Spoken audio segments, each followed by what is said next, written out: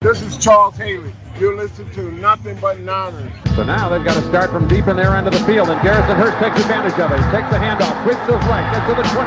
He's at the 30, needs to cut in. He comes back up the right sideline, breaks the third tackle, comes down to the 30. He's down to the 20. He's down to the 10. He's down to the 5. He's down to the end zone. Touchdown! Touchdown! 49ers! 96-yard run from scrimmage. Garrison Hurst. Back to throw. In trouble. He's going to be sacked. No, gets away. He runs. Gets away again. Goes to the 40. Gets away again. To the 35. Cuts back at the 30. To the 20. The 50. The 10. He dies. Touchdown 49ers. From the Orleans 27-yard line. 49ers into the backfield. Smith on third down. He'll take it himself for first down. And one. Alex Smith. It's in. Touchdown. There's left hip. Third down. Alex takes the snap. Alex looking down and goes. And it's good. Touchdown. Touchdown 49. It's second down. Ryan takes the snap, goes to slant on the left side. It's Michael, intercepted. The 49ers pick it. And Navarro Bowman. He's redemption. Navarro Bowman running it all the way for the touchdown. No greater redemption. Kaepernick shoots it. Hold everybody. Colin Kaepernick. What a game. Touchdown.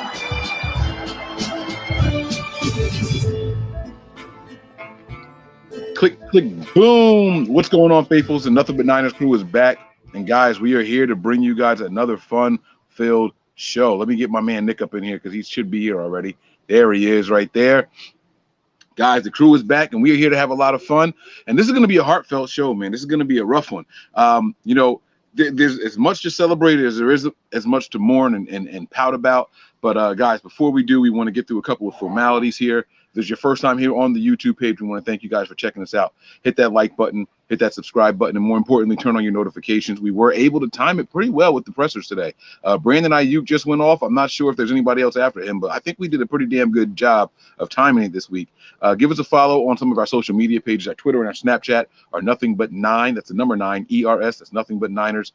All right. And then also give us a follow on Facebook, Instagram, and Twitch. That is Nothing But Niners, spelled all the way out. No numbers, no letters or anything like that in there. We are good to go on that side as well. And let me see what else we have here. We have the website, guys, also. The website is, where did my thing go here? Sorry, I lost it. There it is right there. www.nothingbutniners.com. Your one-stop shop for any and everything 49ers from us here at Nothing But Niners. Let's start with a shout-out to my guy, Nick, down there. What's going on, Nick? How you doing, bro? How you feeling, man? Oh, you had to turn it back sideways. I gotta turn it the other way so I can unmute it. So I understand that. Yeah, what's going on, guys? Man, this was it was great to get the victory here, man. But the injuries, man, the injuries are crazy. Yeah. You know, and the sad part about it is, look, George Kittle ain't gonna play next week. I'm just gonna break that to you right now. Like, George Kittle's not gonna step foot on that field. You know, and even take a chance with that. So don't even look for George Kittle. Even if he's good to go, he's going to be resting again next week. Man, this was a hard one, even though we got the win. I'm kind of like Eric Armstead said, man. Like, you know, I'm thinking about the players and thinking about, you know, how hard they worked to do what they did to get here. And, you know, it's just an unfortunate thing for these guys, man. Yeah, Breezy, man. I know it's a little rough on you too, man. And I was talking to you before the show started, and you were like, "Hey, Mike, man, I don't care about these pressures. I'm 49ered out." You know, you would think that after a victory like that, you know, after a 31 to what was it, 10? Yeah. 31-13, something like that. 34, whatever it was. Yeah. I mean, we won by over 20 points. You would think that after that, we're celebrating from the rooftops and we're pounding our chest and we're back, and here we are. We're like, yeah, all right, cool. Breezy, how you feeling, man? Yeah, man, I take this victory. It's a victory, man. So I'm definitely celebrating on the inside, but I'm drained out. You know, I'm drained, and this is a bittersweet victory for us.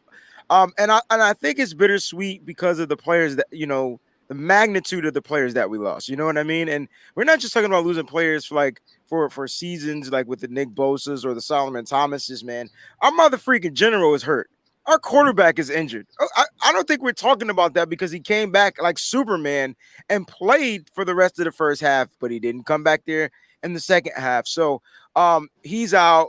Like Nick said, I don't expect you, Nick. I don't expect D Ford to play neither. Look, they had something working. That's the positivity that we could take from this victory, right? They got some guys out there. I'm sure they're going to bolster up the depth a little bit. So we're going to be seeing some moves. So we're going to be bringing you some shows this week. But they got some guys to go out there and still perform. The question is, you heard Eric Armstead, you saw what he put out, you saw his tweet, and the question is like, are they going to go out there and perform? I know it's their job, but we're talking about their lives and their livelihoods being at stake, playing on a dangerous field, man. So I'm bittersweet, man. I'm kind of like torn between the two. You know what I'm saying? Like I'm happy we won 31-13, but I'm not ready to begin to break this stuff down yet. Like I'm just not. I still want to know how Bosa is doing, how Thomas is doing, and we clearly won't get word from those guys yet. Yeah, not even that, man. The explosive running back, Raheem Mostert. So listen, guys, before we get too down and too depressed here, let's first start with this from JT the Great here, $5 contribution. This was way before the show started. I don't know if you guys can see the timestamp on it, but we were scheduled to start at 5. He posted this at 4:30. We're going to be all right. This is why we are the faithful, but we should trade for a lost cost vet. Low cost vet like JJ Watt, low cost. Or do we just stick with what we got? All right. He's still expensive, bro. Just because he's had some injury plagued seasons, he's still expensive, man. I don't know if we could trade for a JJ Watt.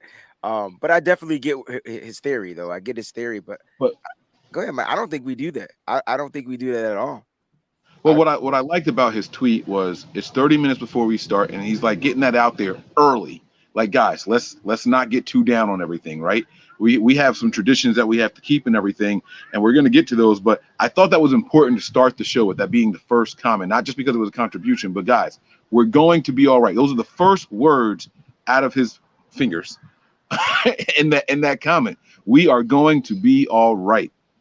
That's it, guys. Listen, we got through this game. We put up more points without those guys than we did with them. I'm not saying that we don't need them, but I'm just saying that we are going to weather this storm. So, guys, let's keep with these traditions. I know Nick is over there on the road. Are you driving, Nick? Okay. Can you take a shot? I mean, I know that's illegal too. You probably shouldn't, okay. Good man. Don't do that. All right, Breezy, I'm going to take the victory shot. We have a tradition to uphold here. I have my literally, it's in a shot. I don't know if y'all can see the bullet inside the shot glass here, but it's literally a shot glass. Okay, so there's the cheers for the victory here. All right. And I'm also going to do another one for the team. Now, this one's in my 49ers class. Okay, this is for the team because we lost some guys. Normally, they pour out something for the homies, but I'm going to take another shot for them. I love it. All right. Salute to you guys. All right. Guys. Salute to victory. That's what this is. Victory shot. Because we won. All right. We definitely won. And we are going to celebrate. You know what? We are 1-1. And we won on the road. So that's a big bonus for us. On the East Coast also. On the East Coast. On the East Coast. That's a big bonus for us. And I know many of you are going to downplay the Jets. I got you. I get it. But again, the 49ers traveling, that we were a 7-point favorite on the road. So with the 49ers traveling, I can't wait to see how it's going to pan out for next week when we face the other New York team. And I'm not talking about the Buffalo Bills. I'm talking about the Giants. The good news is we don't have to travel. The bad news is we're back on that same daggone turf. And do you guys remember this before I read Mrs. Debbie's contribution? Do you guys remember the first year at Levi Stadium and how bad the field was? And how many of our players got injured? Our players. And how many times they redid it in 1 year? You remember that? It was like a big deal. Like they were writing articles about it. We're on the same page, bro. I didn't realize that was a brand new stadium. You know what I'm saying? I didn't realize that until I got a tweet saying, yo, this is like the second game here and it's just not good. And I'm like, this explains the injuries. This explains the injuries a lot. So To answer Miss Debbie's question, she says, was the cost for this win too much? No, in my opinion, because I know when they play the game of football, there's going to be injuries.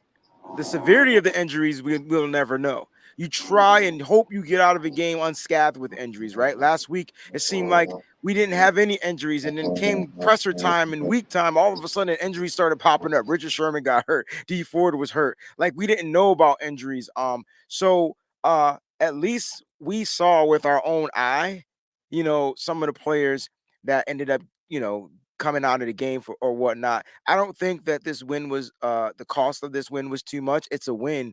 The more wins you got, the better chances you you have in placement.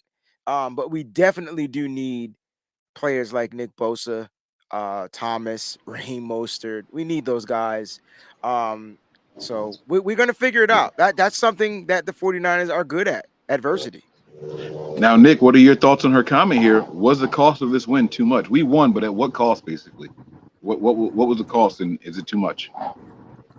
Look, I'm not going to go with the cost of the, for the win too much, because look, we did what we needed to do, right? So I think if we would have lost, I think it would have been a lot harder, because we would have said, damn, we lost all these guys, blah, blah, blah. But the guys that stepped up and stepped in, they play in the NFL also, and it's that next man up mentality. They did what they needed to do. We continued to get the win. So therefore, I wouldn't say that, the cost of the win is too much, because look, it's football. You get injured. You're going to get injuries, and it sucks that the severity, like Wayne was saying, the severity of the injuries, it sucks. But, to answer the question, no. I mean, I think, we have to be ready at all angles and every position for something to happen like that, because it's football and it happens daily. And, yeah. Yeah, I think his answer was just specifically no, the cost isn't too much. And this is something that you just have to kind of like prepare for in football. And this is why teams have, scouts and players to go out there and get other guys that may be available. So I agree Yeah. with Nick. And we have this contribution here from Carl that says, Kittle better not step foot in the MetLife. I feel like I need an MRI after that game. And, bro, let me tell you, Nick jumped on that as soon as he started the show. I asked him how he was feeling. He was like, Kittle ain't playing. Like I told you guys how important it was that our previous contribution was, we're going to be all right. It's just as important that Nick started the show with Kittle's not touching that field. They're not going to risk it, right? So let's go ahead and get the bad stuff out of the way, because this game was a wave of emotions for me, man. I mean, every time I got up to celebrate something, boom, something bad happened. Somebody hurt, and someone would get hurt again. It was like positive thing, back-to-back hurts. But it was all right. Positive, I'm up here.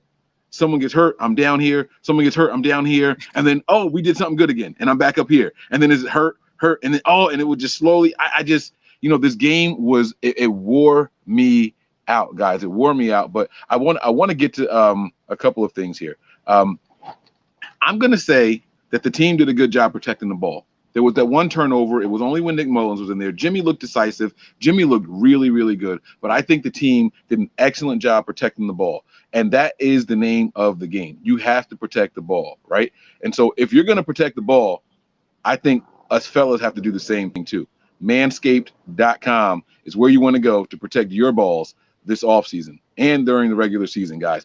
You can't go out there and just be all crazy and let any and everything happen to the balls. And that's why Manscaped is here to keep you guys fresh and secure. Now, listen now. Hey, Mike, don't forget to say your balls will thank you. That's you best believe your balls will thank you. Now, here's the thing, right? It's fall. Now, a couple of weeks ago in the East Coast, it was really hot, and you wanted those bad boys bald. And you can do that with the Manscaped, man. Listen, I have this lawnmower 3.0. I think that's what they call it, right, Nick? Is that the name of that thing? Yes, sir. Lawnmower 3. Listen, bro, that joint is waterproof. You take that in the shower with you. You ain't got to wear. It's got a light on it. You can do that shit under the covers right before yeah, right under the covers. There's no such thing as too dark to Manscaped, man. They keep it good. Now, how you gonna clean it up is on you. But guys, make sure you guys stop by Manscaped. You just got to make sure you use the right vacuum if you're under the covers. Use the promo code NB9ers. And by the way, you don't have to go out and buy the whole package. You can just buy the individual shaver, and you're still going to save 20% plus free shipping. So make sure you guys go to manscaped.com and use your promo code NB9ers. Okay. And not only that, guys, we had a lot of fun today also on the show where we did our little pools that we were having there. Okay. We went to MyBookie. I put the pictures up in here. I don't know if you guys remember or not. I have the pictures here. I'm not going to put them up there, but you guys saw we went on mybookie.com and we sat there and we put together a 5-game parlay. Guys, we missed it by 1 game. You guys know what that game was that we missed it by? That freaking over-under for the Bills. They scored too many points in that game. We were that close. We were that close to bring $10, almost turned into $230. But look at how easy it was. $10. Five card parlay, and that was it. You just sit there, you click boom, boom, boom, and then that's it. You submit it. $10.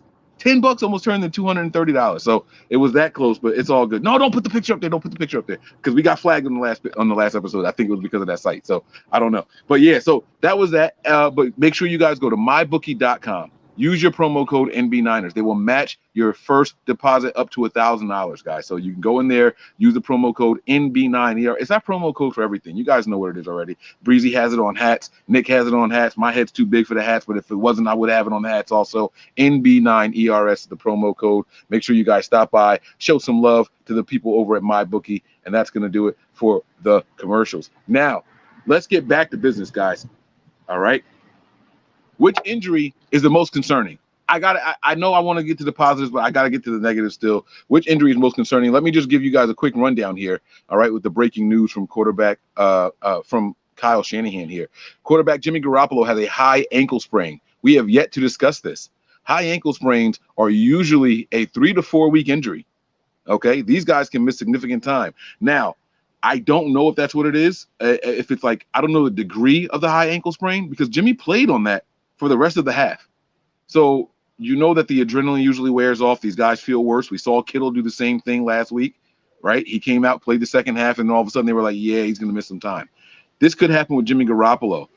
Solomon Thomas and Nick Bosa are both reported to have ACLs. He thinks that the degree of Thomas is a little less than Nick Bosa's, but we'll see about that. Okay, we're not 100% sure. And then what didn't make this line here, Raheem Mostert. Raheem Mostert seemed to have tweaked his knee on the turf. Shanahan didn't say that he was going to miss any time, but you're going to think about putting Raheem Mostert back out there. Maybe it becomes a McKinnon, who was pretty good, and Tevin Coleman, who was serviceable, and Jeff Wilson Jr., who was out there. Maybe they don't put Raheem Mostert back out there because they see how big of a role he can play in this offense this year. I want to ask you guys, which one of those is the most troubling of injuries to you guys? I'm going to go with Jimmy Garoppolo, to be honest with you, because Raheem Mostert is listed as an MCL, so hopefully it's not a sprain or a tear of any type of ligament. But I'm going to go with Jimmy Garoppolo, and the reason I'm going to go with Jimmy Garoppolo, and I understand people are going to think I'm crazy because I didn't pick Nick Bosa because he's a big part of this. But, look, Kerry Hyder filled in great today. Kentavious Street filled in great today. Eric Armstead filled in great today on the outside. You get a D Ford back now. You may not get D Ford back next week also, just depending. I know he doesn't have a leg injury, but you still may not get him back next week. But the defensive line still played well. Whether it was the Jets or not, they still played well. If they can get some continuity down, good. Jimmy Garoppolo, though, is my biggest concern. Look, it took a little while for the offense to get going with Nick Mullins, but if you're playing a better defense, and look, I'm a huge Nick Mullins fan. You guys know that. But Jimmy's the leader of this team, man. Jimmy's the leader of this team, and if Jimmy misses, 3, 4, 5 weeks, depending on the severity of the high ankle sprain, I think that's the most costly. I mean, Tevin Coleman can fill in. We've seen Jet fill in. The dude ran for a 3rd and 31 today and picked up 32. So he picked up 51, bro. Yeah, he picked up 51. That's what I'm saying. He picked up more than 31 to get the first down. So, look, the running backs can fill in. Uh-oh, Nick is freezing up a little bit over there. Okay. Is he back? No. Yeah, so just losing Jimmy Garoppolo would be huge. All right, Breezy. Now you alluded to it also, and I don't know if you have the same answer or not. But Breezy, you said we lost our general. Our general went down. You were referring to Jimmy Garoppolo. Is that the biggest concern for you, man? Yeah, Nick touched on it, like he hit the nail on the head. But honestly, I'm gonna go with the general on the defensive side. Listen, man, we have raved about getting Nick Bosa and being able to apply pressure when pressure needed to be applied. Look, we had 1 sack today. 1 against the Jets. I just want to put that out there. We had 1 sack. Everybody says, oh, we played the Jets. All right, we did. We had 1 sack. Now, we had pressures, Nick, and you're 100% correct. We definitely had some pressures. Sam Darnold was throwing some crazy tight passes. Well, again, we had 1 sack. All right, we got what, 15 games to go, 14 games to go with a bye week, and that's concerning to me. And having Nick Bosa out for the rest of the year is definitely going to put a lot of pressure on the rest of the defensive line. That means that those sacks might come less. Now, if they can get pressure on the quarterback, kudos, get him to disrupt his passes, excellent. But you're talking about taking away, how many sacks did Nick have last year? 7? 7 sacks? 9 sacks? 7 to 9 sacks, right? So that's a big depletion from your sack pool. And now you got to sit there and figure out how to fabricate more sacks. So I know we're going to be getting guys like Ronald Blair back. Again, these aren't Nick Bosa's. I know we're going to be getting other guys. You might see Julian Taylor come on up and get a shot now. Again, not Nick Bosa. We're talking about depth versus starting. And that's, Nick is great. They filled in. They did their thing. But guys, we're talking about Nick Bosa with speed, power, and ability to outwit offensive linemen, and that fear factor, that factor right there, Salah won't have anymore. So to me, that's my biggest concern, man. I know I go on stories, but it's the way I tell. It's the way I talk. Yeah. No, I'm with you, man. I appreciate it. You paint a pretty picture here. Randall D, thank you for the contributions. As the most disgruntled I've ever felt after a Niner blowout win ever. Okay, hoping for an injury-free win next week. Prayers for quick recovery to others. Hey, listen, man. I feel like we kind of owe it to the people to acknowledge that it wasn't just the Niners players that were being injured. I saw at least 4 Jets go down. We saw Greenlaw go down. These guys didn't make the headlines because they returned or they were okay. Hyder went down. Yeah. Lakin Tomlinson went down. There were a ton of guys. They said he was bending down tying his shoe. The staff came out there, bro. I saw the staff too, but I think they had to tie a shoe for him. All right. I don't know, man. I'm just trying to shed some light, some funny. I mean, hey, listen. I hope you're right because he was right back out there. Yeah, it went to a commercial break, and next thing you know, they had a good drive. Yeah, man. So that's why I agree with Nick, too, with the Jimmy G thing. I mean, apparently we couldn't really get anything going with Nick Mullins, and it could be just because he wasn't taking reps with the starters or whatnot. But still, Nick Mullins, he's got to be better on third downs. He's got if you're going to be the quarterback going forward for right now, he's got to produce. He's got to go out there and produce. He took 1 crazy sack, not to be negative. I know we're talking about positive, but like one of those sacks he didn't have to take because he just fell down. I guess it was collapsing on him. He pulled a Jimmy Garoppolo and just said, "Nah, I'm just gonna go down on the ground." So, yeah, man. Like I understand where you're coming from, but since Nick took my boy Jimmy, I had to go with the obvious one, I guess. Wanted to play a little different. I'm not mad at that. And I gave Nick Mullins a ton of crap as soon as he got in there. And we have to remember one thing here. His job was not to go out there and win the game. We weren't down. Right. We were up by 2 or 3 scores. Mm-hmm. It's go out there, don't give them short field, don't let them crawl back in it, and live to fight another down. That's it. So, taking the sacks, if you don't see anything or whatever, we can't beat him up. He went out there, he did his job, and the team still won by 2+ scores. So it's all good. Matthew Bishop says, did we call Ziggy Ansah? I guess he thinks third time is the charm. We've been calling this dude, and he's got his foot in the ground saying, this is how much I want. At least this is what the speculation is that they can't agree to price. Does Ziggy Ansah have more leverage now? Can he sit here and hold the Niners' feet to the fire and be like, hey, guys, hi, remember me? Remember y'all wanted me? Y'all brought me in here twice. Y'all didn't want to pay me. Now what? Does he have more leverage now? Can he hold it? Damn, I want Nick's opinion on that so bad because Nick, he's coming right back. He's gonna sign in on computer. But yo, listen, I said it. I said don't be surprised if we don't see Ziggy in a 49ers uniform. And he's going to be able to dictate now because he has the leverage. Mike, you know he has the leverage. You know how you're a gambling man. Well, I didn't mean to say it like that, but you know how to play your cards. The cards he got the cards, bro. He got the cards. And the 49ers are either gonna say, nah, we could do it with who we got, but if you want to be a part of this, we could, this is what you want to do. And he's probably gonna say, good luck. You know what I'm saying? And I'm not saying Ziggy is the answer or the what do you call it, the band-aid or whatever, but he definitely would help, right? Because we're talking about it's all right, put it like this. You got money, right? You got a stash. You got money in the bank, but you got your stash. Your money in the bank starts to get depleted. You got to go to your stash. You don't want to go to your credit, you want to go to your stash, right? So you start going to your stash, and next thing you know, you've been going to your stash for a long time that your stash is running out. So I think for the 49ers, when we're talking about depth, I think the depth is starting to become really low, and I think they need to get in there high production players at whatever cost. I mean, I'm not saying go out there and spend $90 million on this guy, but if the number is feasible enough to work out, and you want to continue this revenge tour or rehab tour is what they're calling it now, I think you got to go out there and make a move. So I can see a guy like Ziggy. Mike has his own preference in a guy like Cameron Wake. I see some people talking about Clay Matthews. There are guys out there that could come in and provide good veteran depth. I mean, I have guys who are not any of those guys that you said that I think could give us a good reason to hold off on picking up any free agents. I know I named Cameron Wake earlier, but we got to remember that isn't Ronald Blair coming back soon? He is, but he's depth. You're talking about a depth guy becoming a starting guy. So who replaces that guy on depth?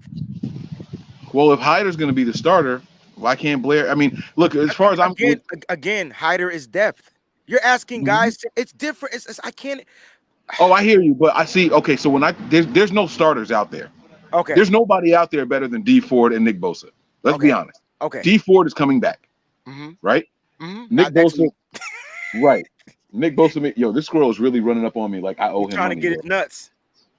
Yeah, like that we already did that promo for balls, bro, and nuts. You got to go. But yeah, D Ford is coming back eventually. Right, Ronald Blair is coming back eventually. Maybe this team tries to hold tight one more week, and I'm not getting too far ahead of ourselves, but it looks like the Giants just lost Saquon Barkley for the season. Yeah. I mean, that game all of a sudden becomes a little bit easier to prepare for now. You know what I'm saying? So we don't quite know what's going on. I just wouldn't be surprised if they did not make a move after somebody because, like I said, other than Cameron Wake, there's no guys who are going to be, that top tier.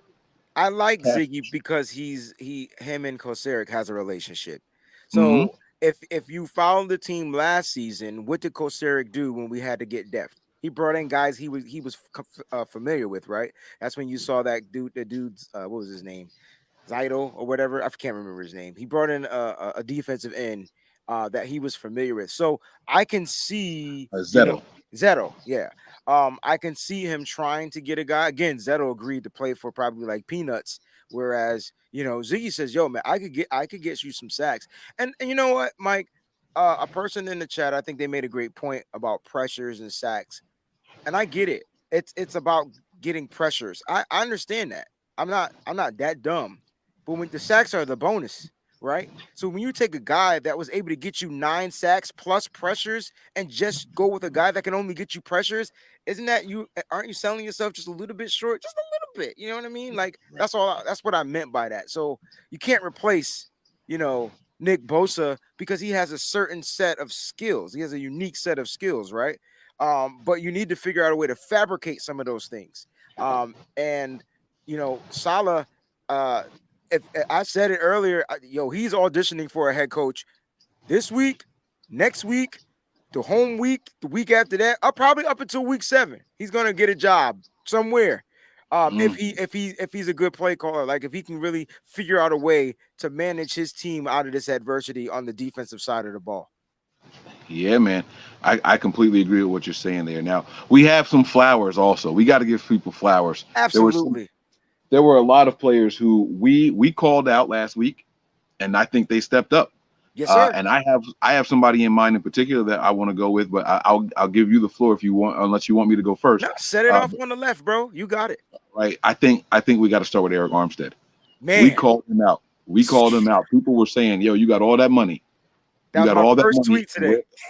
Yeah, and where were you? Where were you this week? Right? That was last week. He was in the Today, backfield this week.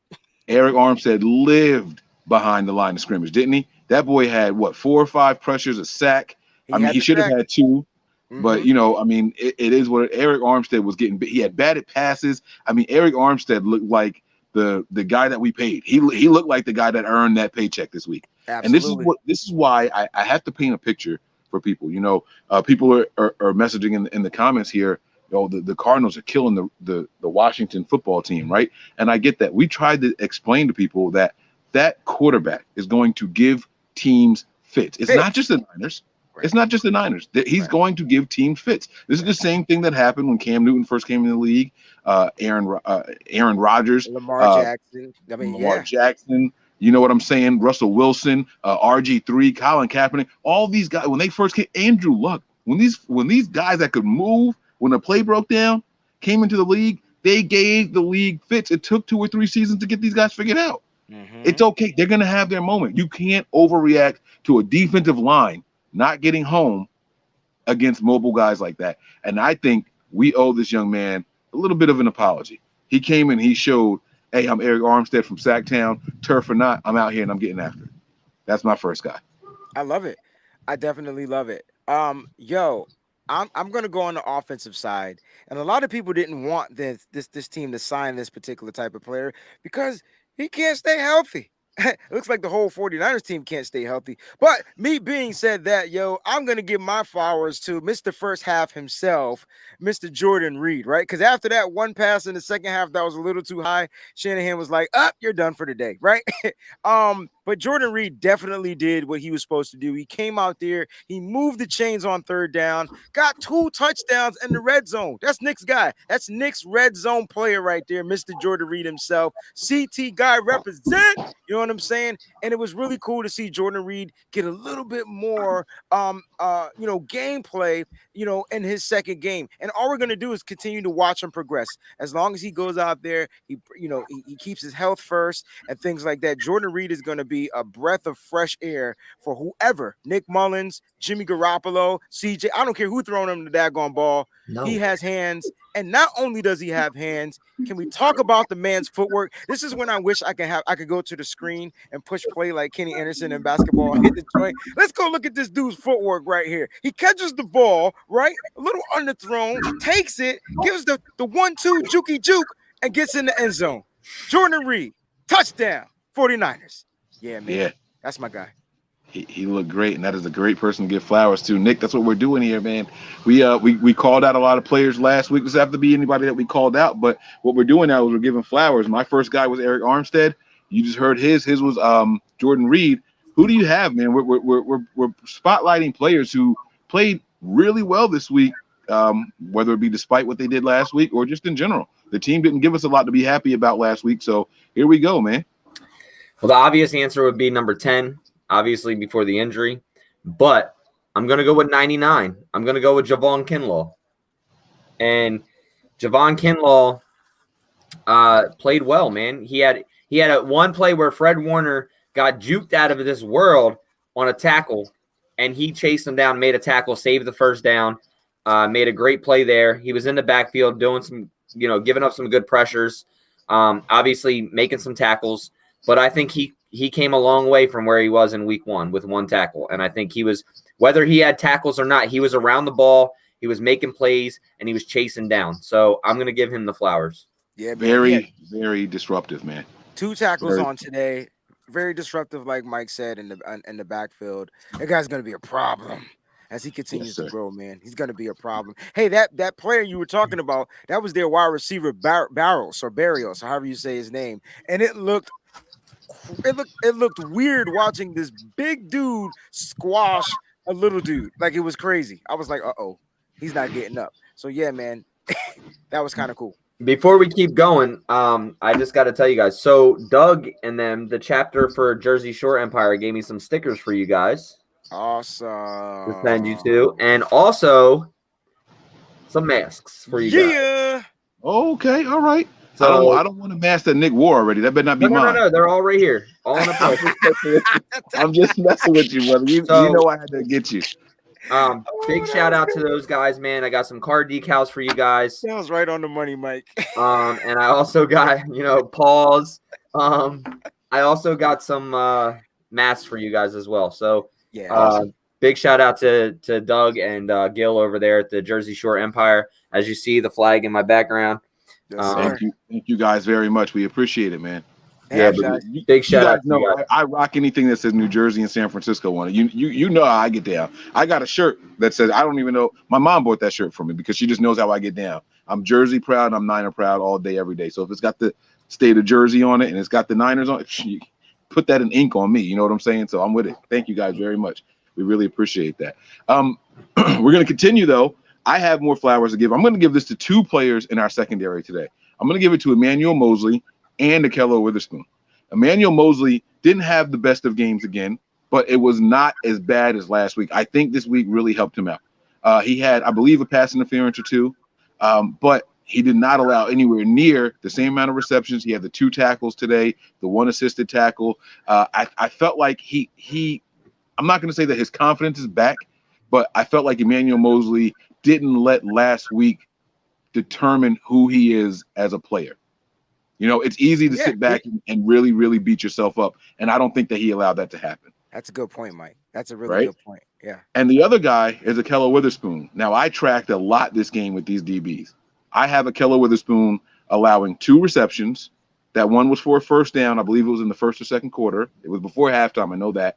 And the other one was that scramble drill, 6 seconds in coverage. It was that touchdown pass. I know people are going to kill him for it because it was a touchdown. Oh, he gave up a touchdown. But that was over 6 seconds, and that was a phenomenal play that broke down. And when a play breaks down, you have to turn and look at the quarterback. That's when the receiver has you. You got to look and see where the quarterback is because you don't know if you're supposed to run back and tackle him if he's beyond the line of scrimmage after a certain amount of time. Any corner is going to get beat in a situation like that. I'm not going to hold that against him, just like I'm not going to hold certain things against against Mosley. I think those 2 young men played a phenomenal game today. A phenomenal game, the 2 of them as a collective. And like I said during halftime, I think the weak link was a different guy, a veteran guy that we were expecting to step up this week. And I won't get to that now, but shout out to both of those outside corners holding their own today. I was really, really proud of the game that those 2 guys had, man. Very proud of them. Wow, that's different. I didn't expect you to say both of them. I thought you were going to pick, but I like how you gave your flowers to both of them. Well, my problem is that if I had just said Mosley, they'd have been like, oh, see, he knew Witherspoon is trash too. If I had said Witherspoon, they would have been like, oh, Mike's playing favorites. But I'm not that guy. And Nick, we've talked about this before off the air. People don't know, but like if it was up to me, our corner situation would look different than how the starters look the way that the team picked it. I'm not going to go into too much detail. I really like both of these guys. I especially like them on the field together. I feel like they communicate better as a unit when it's those 2 guys out there. So that's all I'm going to say on that. All right. So my next breezy baller, because that's what this segment is supposed to be, right? We call it giving flowers. Oh, I gotta find that. Yeah, we got to give our things out. It's a win, so we got to do that. Remember the guy that made the contribution? Where is that picture at? Yeah. You guys know where that is? No. So my next breezy baller who balled out, you know what I'm saying? Make sure you put that Manscaped on every time we say the word balls. My next baller, all right, is my man, the Jet McKinnon. And look, I know his stats might be a little bit padded, but it's cool. But you know where I really loved him? Was it just me? Or on kickoff return, I just felt a little extra special. I felt like this guy returning the ball on kickoff was just a little bit extra special. Why? Probably because he runs like a running back. Probably because he knows how to hit a hole or find a lane or get himself through. He had a long run for 29 yards. He had 3 returns for over 71 yards. All right, 3 returns for 71 yards. Now let's get to the running game. This guy was the second leading rusher on the team. He had 3 carries, not 1, not 2, but 3 3 carries for 79 yards and a touchdown. Obviously, his long one was the 55-yard when Nick Mullins came in there, and he had to make, it was what it was. All right. No passing receptions today, so that's a little bit bummer. So he did have 1 target, but no catches, no receptions or things like that. But that's my breezy baller. The Jet is back. Notice how Kyle is implementing those that weren't on the team. He's implementing them little by little, and that's what I'm starting to love about this guy, about this team, man. I'm starting to love it. Absolutely. And I forgot all about the segment. Nick is supposed to have the nightstick Nick. He's supposed to give us a big hit, but if you want to continue giving flowers, man, feel free to do that. But that was supposed to be your segment. We can do all that. I'm still looking for the picture. I have it somewhere in here. I just got to find it. Yeah, I mean, flowers. Let's see. Trying to think of somebody else. I'm gonna have. Well, man. You just said Jerick McKinnon, and that would have been the other guy that I gave flowers to because I think he had a great game today. I just realized I went with 2 but I'm gonna go with Fred Warner, and Fred Warner had 10 tackles like in the first quarter. I don't know how many he ended up with, 12, but this dude 12. Yeah, this dude balled out, especially in the first quarter. We already talked about Jordan Reed. We already talked about, Jerick McKinnon. Look, I'm gonna go with Fred Warner, and I think he deserves. He stepped up today. Him and definitely, I think Kerry Hyder too, man. Like I said in the beginning of the game, I think Kerry Hyder was gonna have a big game. He played well today. He played well in filling in, and those would be my 3 that I give flowers to today. Awesome. Mike's I cannot remember what my thing was supposed to be. What was Mike's I'm looking thing supposed to be? It was Nightstick Nick, Breezy's Ballers, and Mike's. I can't remember, man. And I really wanted to do this once we started winning. I got to give a Nightstick hit too, don't I? Yeah. Wait. Is this it right here? Okay, here we go. Y'all should do a. Let me put this in my favorites. Here it is. This was from Casey Fernstrom. This was a $20 contribution. Wow. Y'all should do awards after the game. Nightstick Nick's big hits. Mike's burner, the player who played the fastest. Burner because of his cigars. Okay, and then Tony MVP according to contracts, and Breezy's most hype player. That's what we're supposed to be. So do you want to do that, Casey? I found it, man. It's too late now. Don't try to put it in there, Casey. It's too late now. I found it already, bro. I found it already, man. I favorited that picture. I got it here now. All right. So do you want me to go now? Do y'all want me to do my thing, or do you want to go back to Nick for his nightstick, the biggest hit? We can start. Yeah, go ahead and do yours because I gotta think of. So I got it. What do I got to get? The most hype player? Yeah, man. Oh, that's yeah. All right. Yeah, actually, y'all might have the same answer. All right. So my Mike's burner, player who played the fastest and most decisive. To me, fast and decisive is what I'm gonna go with. I'm actually gonna go with Tart. Now, Tart did mess up on one play, but for the most part, he was very decisive out there, and I liked his communications in the secondary in this game. I saw Tart looking and communicating with both sides of people all around him and talking to the linebackers, talking to the secondary. Jaquiski Tart, it looks like he's asked to do a lot in this system that he doesn't get a lot of praise for. So I'm going to say that my burner for this game is going to be Jaquiski Tart. I really like what the young man did. Let me see what his stats were. I don't even know if he had any tackles because let me see here. He did. Tart had 4 tackles. Oh, there you go. Okay, who led the team in total tackles today? 12. Fred Warner. And then Kerry Hyder with 8. Woo. Jimmy Ward was 6. They were targeting Ward for a little bit, though. That's why. Spoon had 5. Alexander had 5. Jones had 4. Oh, Jones. Okay, but Tart had 3. Yeah. Okay, so go ahead. I'm sorry. Tart's my guy. Most hype player. It's kind of hard to do this one on this particular day. I feel like the word hype it's not a great word on a day like today.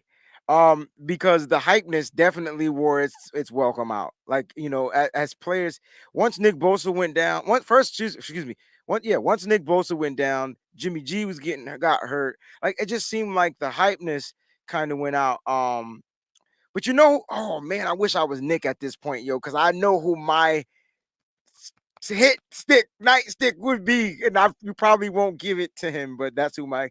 But I guess if I got to go with the most hype player, and I'm probably gonna get cracked on for this. Shoot. Hey, does it have to be a player? Can it be a coach? I don't really pay attention to the coaches, man. I'm just gonna be honest with you, man. I'm like super focused on the players. But if I had to go with someone most hype, it would be probably either Salah or Kosaric, because you can hear him cursing. Yeah, but no, he did specify player. I just checked the picture again. All right, I didn't mean to cut you off. I'm sorry. No, it's cool. I'm glad you said that. You know what? Who I'm gonna go with my most hype player, and you guys are gonna be mad. I'm gonna go with Tevin Coleman. And the reason why I'm going with Tevin Coleman is because you watch this guy get tackled in the backfield, but then you watch this guy catch a 22-yard pass, right? Hand secured, and he just seemed hyped up. He doesn't care if he starts. He doesn't care if he comes in and compliments. When his number is called, his only job is to produce going forward.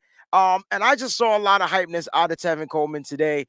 And we didn't see that last week. It could have been due to the air quality or whatever. He just started to look a lot more about life. He looked a little bit more lively today. So my hype player is going to go to Tevin Coleman. You know, that's pretty cool, because I saw Tevin Coleman today, and he took the ball up the middle. He made one cut and ran into somebody. I was like, damn. Like in my brain, when that contact happened, I was like, here comes the pain. Like I was like, oh my God. He was going to boom. Yeah. It was the most impressive 2-yard run. Yeah. Jarek, you think about it, Jerick McKinnon did it on that long run too. He's like, I ain't going out of bounds. He turned back in. He's like, bang. Just these running backs are trying to lay the boom, bro. That's what it is, man. Even the one with the touchdown, was that McKinnon that got the touchdown? And when he got to the sideline, he turned his back because he knew, all right, like they were playing a brand of physicality. Like it's weird to see the physical and finesse at the same time. You know what I'm saying? Like these guys are shifty. They break tackles and they bring in the boot. Man, I get excited. I'm sorry. Go ahead, Nick. It's on you, bro. All right, so I have 2 hits here, and one of them wasn't big, and one of them wasn't so-called a big hit, but it was a good tackle, and it was a good play. And I'm gonna give you both of them. But my first one would be Trent Williams on the interception where he made the tackle and came out of nowhere and made the hit. It wasn't a crazy big hit. Hi, baby girls. It wasn't a big hit. Hey, sweetheart. And it wasn't a big hit, right? And then the next one was punter Mitch Wisnowski. Big save. It wasn't a huge hit, but it was a hell of a tackle. And if he gets past him, that's a 6. That's 6. It's going to the house. Yeah, man. So Mitch Wisnowski came up with a big hit today. So I'm going to go Trent Williams and also Mitch Wisnowski, because both of them were key tackles. I agree. Yo, it's funny because you didn't pick any defensive players. Nope. Right. Because Quan had some hits today, bro. He did. He had a hit that, I mean, I heard that junk resonate. Like, and I was like, and you heard him too. And he laid, I think it was on Frank Gore, matter of fact. Like, yes, that's the one I'm talking about. I was like, yo, don't hit Frank like that, bro. He don't know Frank like we know Frank. You know what I'm saying? Right. Like you playing with a little too much disrespect in your tone right there, bro. He ain't missed that tackle though. I tell you that. Right. He made that one. That was a 1-on-1 too. I was impressed with that. I was really impressed with that. This is a comment here from Lil Lean. It says $4.99. Thank you for the contribution. I feel like we will overcome these obstacles. And Saquon Barkley tore his ACL. Yeah, so that's what I said earlier. We had a feeling that was the case, and unfortunately, I never look forward to injuries as a way of going through teams and beating them. But it is what it is, and I'll be hoping that he heals up faster. We've seen guys come back in the same season. It's rare, but we've seen it, and here it is, only week 2. Maybe it's possible that it happens again. I'm hoping that we get Solomon Thomas back later, but we don't quite know how it's going to go. There was one more contribution here. I'm trying to find it. It was just on my screen and it disappeared. There's a lot of negative people in here. I saw somebody say, why is Mike on NBN? Wow. Really? I'm just here taking up space, bro. Just a pretty face. That's all. I can't. Where did this comment go? It was another contribution I lost. It was after Lil Leans. I don't know if you guys can see it over there. I'm on my tablet, so you guys got to bear with me. Oh, I got you. Bro. You go ahead and flow with the show. I got you. I think it was for $5. I just don't see it anymore. I'm sorry. There it is, right there. E Bell. This is my guy, man. He's been becoming a regular with the contributions over here. Mr. Bell, how you doing, man? Says, I love you guys and thank you for what you do for us fans. Great win for the faithful. Yes, man. It definitely was. It definitely was. That's why I said at the beginning of the show, I said this is bittersweet because, yo, we got the victory, dog. Yo, we won. Yo, we could celebrate. And then it was just like, all right, here, come on Monday. Come on, reports, MRIs, bring it to us. Just lay the news. Because I'm still hopeful. I'm still hopeful that the MRI is gonna come in and Nick Bosa just popped his knee out of his socket or something and is dislocated and they're gonna put it back in and he's gonna take 9 weeks off. That's me. Right. I'm just wishful thinking. But I think somebody said it just came in. I didn't get the message saying that he tore his ACL. I don't think we're gonna know till tomorrow, but I'm sure we'll find out soon. So well, let's talk about our own running back since we're on running back and injuries here. Now this was tweeted out, and I have the screen grab here for us, guys. Oh, let's get this comment off. I'm sorry. Let me hide the comment. There we go. This is from Jason Lockenfora. Injury to explosive 49ers running back Raheem Mostert being looked at. A possible MCL, not ACL, could miss some time. I don't really know the differences. I won't pretend to be a medical person. When I say I don't know the differences, I'm talking about time away. Hey, Nick, can you see me peeking over the top here? I tried doing the Nick peek over. Yeah, I can see you. You did the I couldn't do my fingers because I didn't want to touch it. Never mind. But yeah, so possible injury. I think we discussed that. Shanahan didn't make it sound like it was that bad, and I don't know. Let me see if the time is on this tweet. Well, it's not on here. It says recovery times differ depending on the severity of the injury. There's a minor or grade 1. It can take a few days up to a week to heal out. Grade 2 can take 2 to 4 weeks. So it depends on the grade. I guess the difference is, nothing's torn, right?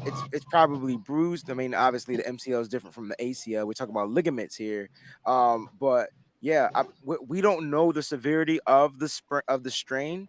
So we're just going to have to kind of just wait it out. And with MCLs, they kind of got to heal on their own. It all depends on the player. How much rest are they getting? Ice, all that type of stuff, elevation, it depends. So hopefully, depending on the grade of the MCL, we're hoping it's minor.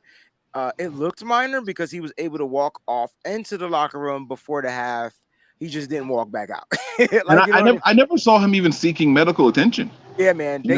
He walked off before we got on the air to do the halftime show, and I was just like, I thought he was just going in early. Half was over. Right, Jimmy went in early, and then he was right behind him, and I'm like, oh, okay, cool, good. If you remember, I was thinking after he went that long run, he didn't come back in.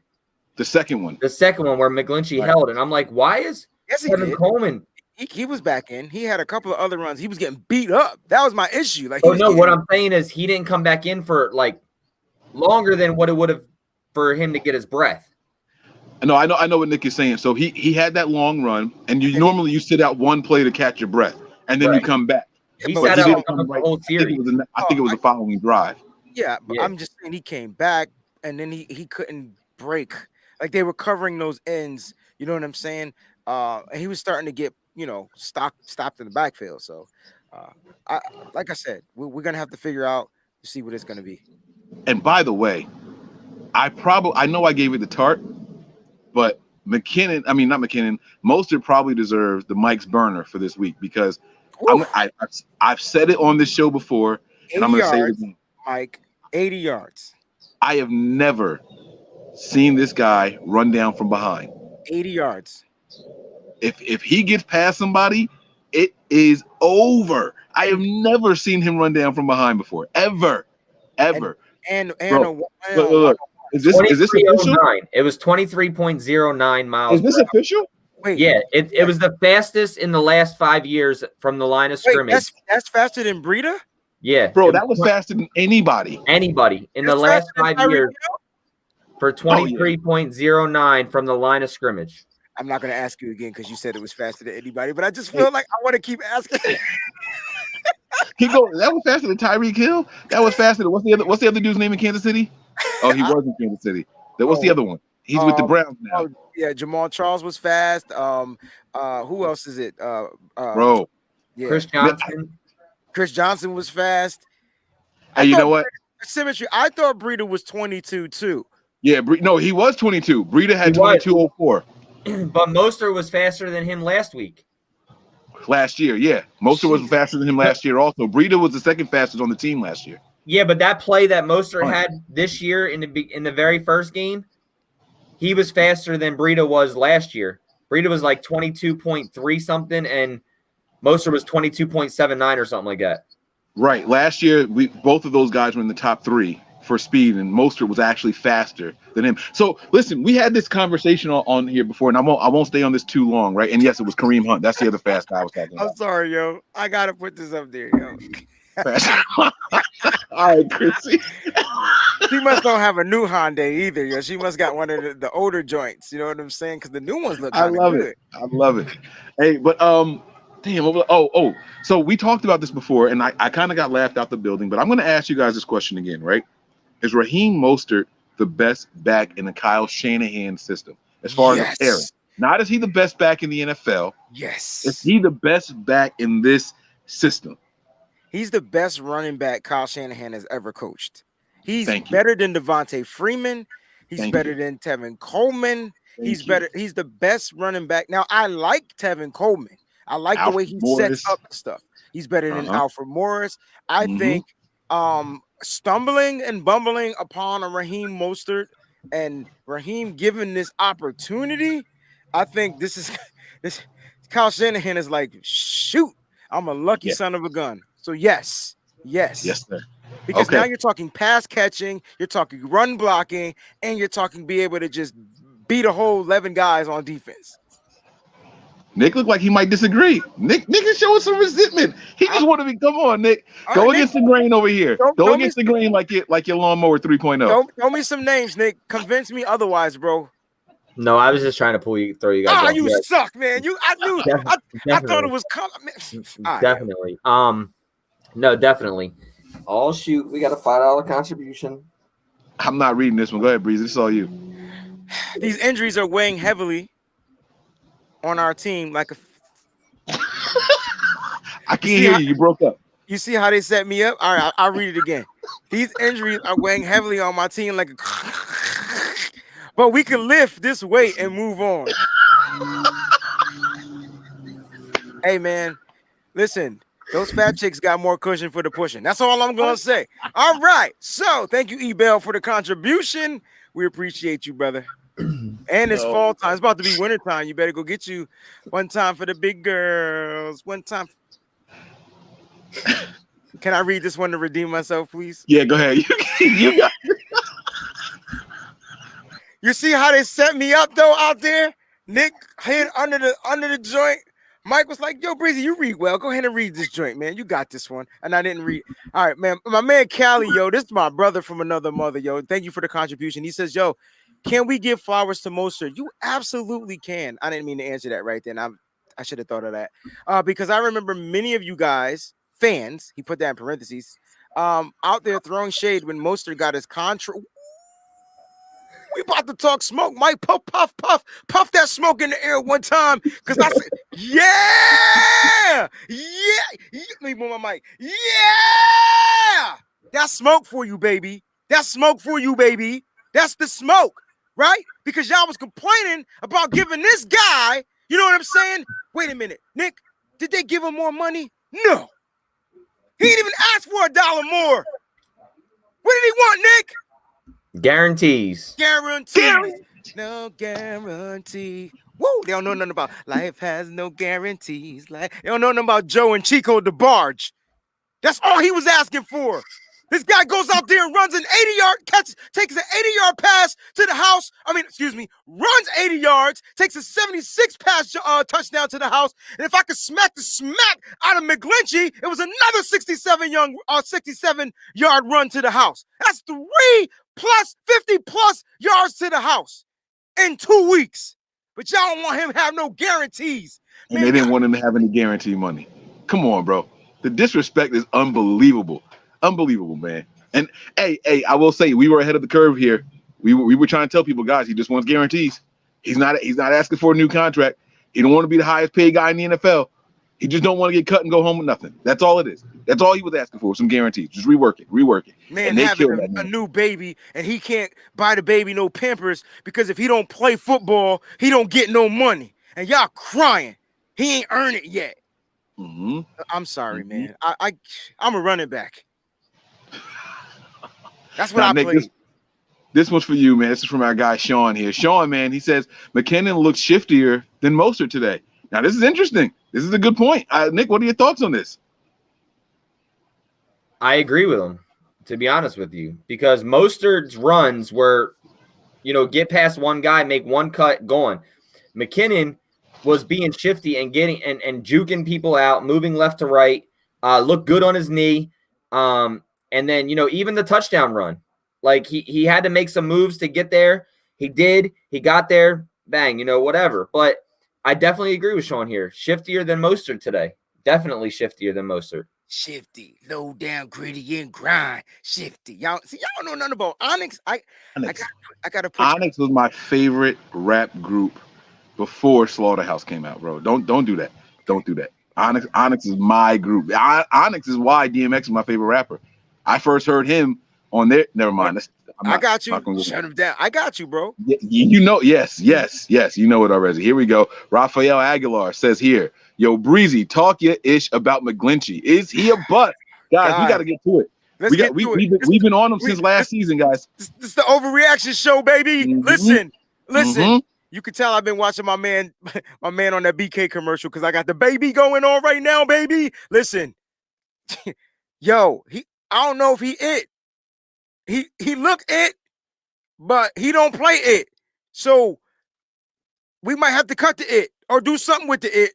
Because how come it's okay, guys, to call a player that we draft high up, Solomon Thomas, a bust, but not okay to call another first-round pick guy that we draft, Mike McGlinchey, a bust? I don't understand our bustion. I don't get it. The combustion and that, it's confusion to me because some guys are just bust and some guys are not. So my question is, or his question was, is he a bust? Listen, I'm tired of the right side struggling, Tony. Why the right side keeps struggling, Tony? Look, I didn't think I was going to be amped on this show, but you guys gave me life. You guys have brought some life to me. Mike puff pass one in the air for me. Nick is smooth. Why is Nick calm? I'm usually Nick is right. He's playing his role. Yo, bust. Bust a bust. No drinks yet. I didn't have any drinks yet. Come on, Nick. I know you got something to say about it. Don't sit there on mute and just look at us because you've been wanting to talk more shit about McGlinchey than anybody I know. Don't even lie. No, you're absolutely 100% correct. I've been talking this since last year. I talked about his pass pro being his run blocking being Is Mike McGlinchey the truth, right? And then he comes out, he has a couple good games, then he gets injured, then he comes back and he has the same issues. And it seems like every week we're talking about McGlinchey on that right side. And whether it's just allowing pressures, just getting destroyed, kudos to him. He came out in great shape this year, right? But kudos to him, but he's not putting that shape to and I'm not talking a round shape either, right? So he's not well-rounded. This guy is getting pushed all over the field. Whether it's forward, backwards, sideways, to the left, to the right, wherever it is, backwards. Look, something's got to give with this dude, man. I don't know what it is. Now, look, the Niners have a tremendous amount of faith in this guy. And as to why, I have no idea, to be honest with you. I've been saying that for 2 years now. He's the weakest. Well, I'm sorry. For Mike McGlinchey. I think they wanted someone who was going to come in and help take the run game to the next level. I honestly think that's what it was. They wanted someone that, we can run to both sides of the field if we wanted to. And that's kind of what McGlinchey was supposed to be, right? I mean, but I just don't know if he's proving to be that guy. I don't know what y'all are laughing at. I'm not even gonna look at the comments because I gotta focus here. All right, Who's reading this one? Because y'all laugh. I'm not reading it. That's my guy. That's my boy Kanan. So I got you, baby. I got you, baby. Hey, Sean. Dave, listen to this comment. Thank you so much for the contribution. And your transparency is amazing because you just tell it like it is and tell it not how it should be. Listen, Sean says, no lies, guys. No lie, guys. When Bosa went down, I was changing a diaper. I looked at the screen and said, oh, no. Looked down at Kanan, and he peed in my eye. I knew it was bad. These injuries will cause others to shine. Shining, going with the P, same color. I get it. I like what you think, Sean. Good job, man. Sorry you got PP in your eye, bro. Man. I'm sorry you got PP in your eye. Keenan giving out golden showers already. That's great. That kid is he's ahead of his time. Yo, Mike, we got to get some more stuff from Manscaped, yo, because they love the way we say balls. All right, listen, Breezy, please read this. When Mullins finally throws a good ball, he did throw a couple of good passes in this game. I'm not gonna, sit there and doodle on Mullins. So do you think his balls are better than Jimmy? That's a good question. I don't think so, but you know what I do think he does better than Jimmy, and correct me if I'm wrong, fellas. He steps into his throws.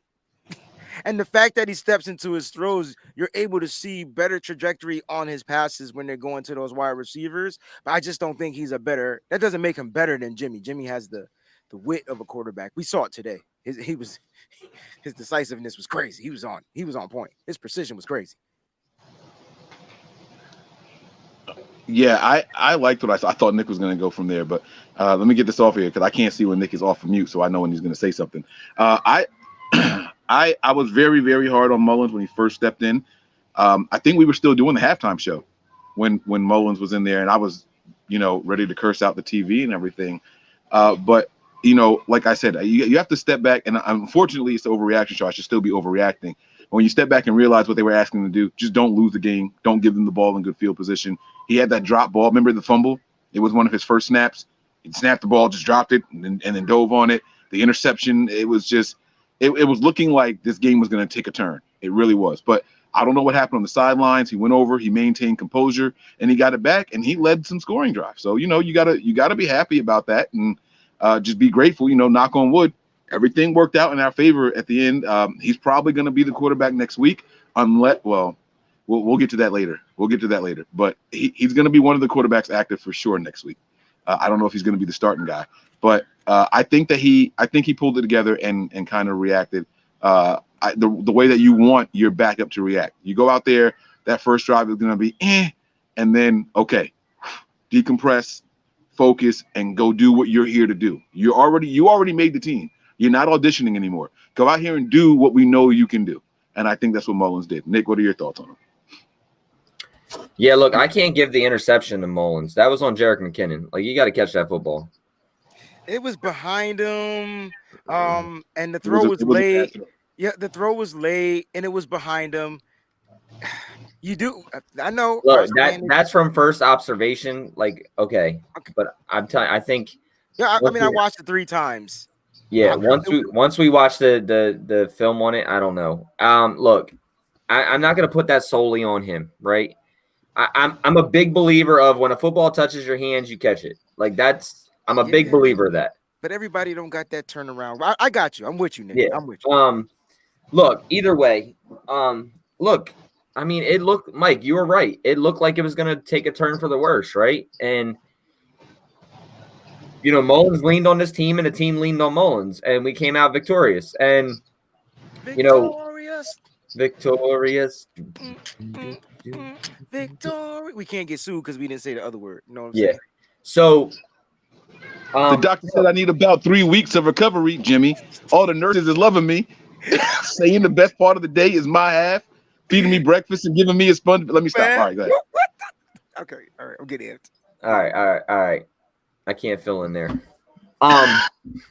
So no, seriously though, I said it earlier, man. The biggest hurt to this team will be without having Jimmy Garoppolo for weeks. And I'm a huge Nick Mullins fan. You guys know that. I've been a Nick Mullins fan since CJ Beathard and before Jimmy Garoppolo was here. And I'm like, why can't we play Nick Mullins? And people went on me about, why do you want to start a practice squad quarterback? And then Nick Mullins comes in and plays well. And then people are like, oh, but I took a lot of shit for saying start Nick Mullins over CJ Beathard. And look, Jimmy's the heart and soul of this offense. Whether we want to believe it as fans or we don't want to believe it, it's just written in stone that he is the leader of this offense. And losing him would be huge of an impact. Not that Nick Mullins can't be capable, I guess you could say, in air quotes, capable of running this offense, but I still think there's a different demeanor. You heard these guys today when Jimmy Garoppolo got hurt. They are like, we didn't even know Jimmy was hurt. He didn't, like, you know, they said, like, we didn't even know in the huddle or nothing. He wasn't wincing. He wasn't saying nothing. He didn't say he was hurt. He just went and continued to play. That's how much of a leader Jimmy Garoppolo is for this team and losing him. So talking about Nick Mullins, I think it would be a huge blow, but I also don't – I mean, obviously I don't think we would play to our potential with Nick Mullins, but I also don't think that we would be as bad as most people think with Nick Mullins once he gets settled in and gets those snaps with an offense. So we got to look at Nick Mullins when he played here. He, you know, before when Jimmy Garoppolo was hurt, right? He didn't have the same team that he has now. We got a lot more playmakers on this team than we did back then. So, yeah, I mean, it's a step back, but I was a little worried, but I think Nick Mullins can handle it right now. But I don't think we're going to be anywhere nearly as good with a Nick Mullins under center compared to Jimmy Garoppolo. That's fair, man. That's super fair, Nick. I don't want to agree with you, but I understand. Francisco Deonda, thank you for the contribution. There was no comment there, so we can't read it. Symmetry here. My guy says, folks saw McClingy. That's what we call him, McGlinchey now. That's what McClingy. Yeah. Folks saw McClingy run 30 yards downfield with Mostert 2 years ago versus Oakland, not blocking anybody, and fell in love. I'm not sold on that guy. Yeah. I will say that I was most impressed with his freshman season, his first year as a Niner. Yep. And we just got to see. You know, he came into camp, and everyone was saying, "Oh, he's in shape. He's in shape." He looked leaner. He looked more like. That's what I said. Like he looks more lean, opposed to big and bulky. But that doesn't mean that makes you a better offensive lineman. It doesn't. But in this offense, we want our guys to be quicker. So I thought maybe him being leaner mean that his speed would be better, especially in the run blocking. But he just doesn't have the pass blocking skills. I still think he gets up way too high. He's not able to get low enough, bro. And this is why guys are beating him off. When you got good edge rusher, okay. Let's dial it back. Who the edge rusher? Who are the Jets edge rushers? Let's see how good you guys are, because I can't name them mother suckers. So who are the Jets edge rushers? Right. I knew it during the game, but they weren't. My point is you don't know. And when you're getting beat by a guy you don't know, opposed to getting beat by a guy we all know, America knows, Chandler Jones, right? I'm just saying that's a problem, right? That's a problem. All I'm saying is, you know, Justin School for president. That's my voice. Just put him in there. Just start him. Okay. Maybe make McGlinchey the swing tackle. You know what I'm saying? Figure out what you got to do. McGlinchey played the left side in college. It makes sense. See what? It makes sense. I hear you. Okay. All right, Breezy, get the overreaction show. Now that's the overreaction I'm talking about. He wants to bench McGlinchey and make him a swing. Make a first round pick a backup. That's what I'm talking about. Breezy, don't like that, but it is what it is. You want your quarterback getting beat up on the right side the whole time when he could see. No, you don't. You don't want that. That's probably why Jimmy be seeing ghosts. And I will say this: there was a point where they pulled McGlinchey. They pulled both of the starting tackles. The line looked a little bit all right. They looked okay when School went in there. So you know, I'm not saying that you're wrong, Breezy. Go ahead, Nick. Justin School and Colton McKivitz was in the game in the fourth quarter for like I don't know, 2 series, 3 series. I think it was 3 series. Yeah. So. Nick, this comment's for you, bro. He's throwing shots at you. Tonga 808 is coming right at you, bro. You got to read this and respond, man. React. Don't curse nobody out, Nick. I know how you are. You can talk. You can effing talk. Did Sanu play? He dressed. Did Sanu play? My point exactly. He was active, but did he play? No, but you said he was. No, I said he wasn't going to play. Well, according to this comment, Nick said he was not going to play. It says, yo, how about Nick was talking all that mess, screaming and shouting on the show, saying Sanu ain't going to play. And he didn't. So Nick was 100% correct. I didn't see him out there. Now, I don't know if Tonga messed up his comment here, but based off of what he said. I said that people were yelling and screaming at me, and I said, because they were saying, well, Emmanuel Sanders came over here and played. And I was like, yeah, he had a whole week to prepare. Yes, I remember. Sanu had 1 day to Nick, prepare. I remember. Sanu had 1 day to prepare. I don't understand. Like, yeah, they probably make him active in case something happened. And I said that. Shit, Nick. He was emergency. Yep. Right. He would be an emergency guy. There was no way that he was going to play in this game physically. Now, and I'm glad Dante Pettis got what, 3 or 4 snaps at the end of the game? Yeah. Yeah, but see, you see what happens when we have a first-round wide receiver out there, right? All of a sudden, those guys aren't the same people that we needed. Now, Tony is saying he was on the field. He said he saw him several times. I didn't take notice to Sanu out there at all. I'll be honest with you. What number did he wear, Tony? Like 83 or something? I don't 14. 14. Yeah, I didn't notice. Maybe he was. Maybe he was. I didn't see him. They're saying he played, bro. Sanu did play. They're saying it. All right. Sanu was on the field. I didn't see him. Well, hey, I tell you what, he didn't get no targets. He wasn't part of the game plan, obviously. Right. And he wasn't part of the game plan. So that's what I said yesterday on the show. I said if he does play, don't expect him to get any targets. Right. Yeah. And Shanahan said the only way that he's going to even be active is we dress 5 receivers. He said if we go with 4 like we did last week, he won't be dressed. So that lets you know right there he wasn't part of the game plan. Shanahan said that going into the game. So I mean, let me ask you this: Dante Pettis takes snaps. Does that mean he plays? Dante Pettis also does special teams. He did more than Sanu did. So I'm not going to let you just dump on my guy. That's what I'm saying. So like, because you line up on the field, does that mean you're actually playing like physically? I mean, yeah, I guess technically it does because you have to block. Come on now, no, come on, because we got to talk about AJ Jenkins. And AJ Jenkins got a lot of snaps. He literally didn't record a catch in his entire. No, I know. I'm just saying, but so I'm with you. I got your back. I'm coming for you. I'm with you, bro. Yeah, let's go to war, man. It's us against them, man. Hey, yo, 100%. You see more Sanu next week. You definitely see more Sanu next week. At this point, yeah. He might take 4 targets. You know. All right, he played. So somebody's saying he played 5 snaps. Okay, good. They coming at us, though, bro. I have something to look forward to when I go back and rewatch. I guess I just wasn't looking for Sanu in this particular game because I didn't think he was going to be part of the game plan, which he wasn't. So he was probably in there blocking. Yeah, well, like he played. Okay, I didn't see him on the field.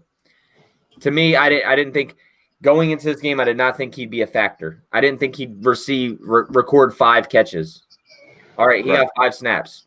Good. He'll definitely be he'll definitely be part of the game plan going forward next week. I don't know. We didn't lose any wide receivers, did we? No. Hey, listen, Bourne is showing he's wide receiver 1 right now. Yeah, he led the team in yards. He didn't lead the team in receptions, but he led the team in yards. And he dropped a pass. He dropped a big one too, bro. Oh my God! But he then came across the middle and he made. I know you can't make up for a play. I know that's not a thing, right? Oh, but yes. Bourne, he caught a tough one across the middle. And got up and was like, all right, I'm back. Did you see him when he did this thing with his shoulders? Guys, that's his strength. Yo, we want him to catch all these touch passes on some Jerry Rice stuff. That ain't his strength. His strength is catching the ball, making one guy across the middle, or catching the ball on the stick, making the guy move, turning back into the inside. He's not a yak guy, right? And he's not an over-the-head catching wide receiver guy. I think that's what's going to elevate his game once he gets those catches down pat. But, yo, he dropped a dime, guys. He dropped a dime. That was by far Jimmy's best ball. Jimmy laid that joint right in there too. Hey, I got a question for y'all. Oh, go ahead, Breezy. I'm sorry. I'm gonna say that if he caught that pass, he would have had probably 100 yards receiving. Yeah. Yep. Absolutely. 5 catches. Now we're gonna overreact a little bit. And I know he had a great game, Jordan Reed. There was a 3rd down play. I don't remember if it was Jimmy or Nick Mullins who threw it. It was Mullins. It was definitely Mullins. And it was at the line, but Jordan Reed didn't run deep enough. Mullins delivered the ball a little bit late. Reed stood there, but he didn't get to the sticks. Whose fault was that we didn't convert that first down? That's a good question. You know, they said that wasn't. They said it wasn't Reed's fault though, because the way Reed plays is you get him the ball and he's able to take that guy one-on-one, depending on where that ball's placed, and he catches it to get you that first down.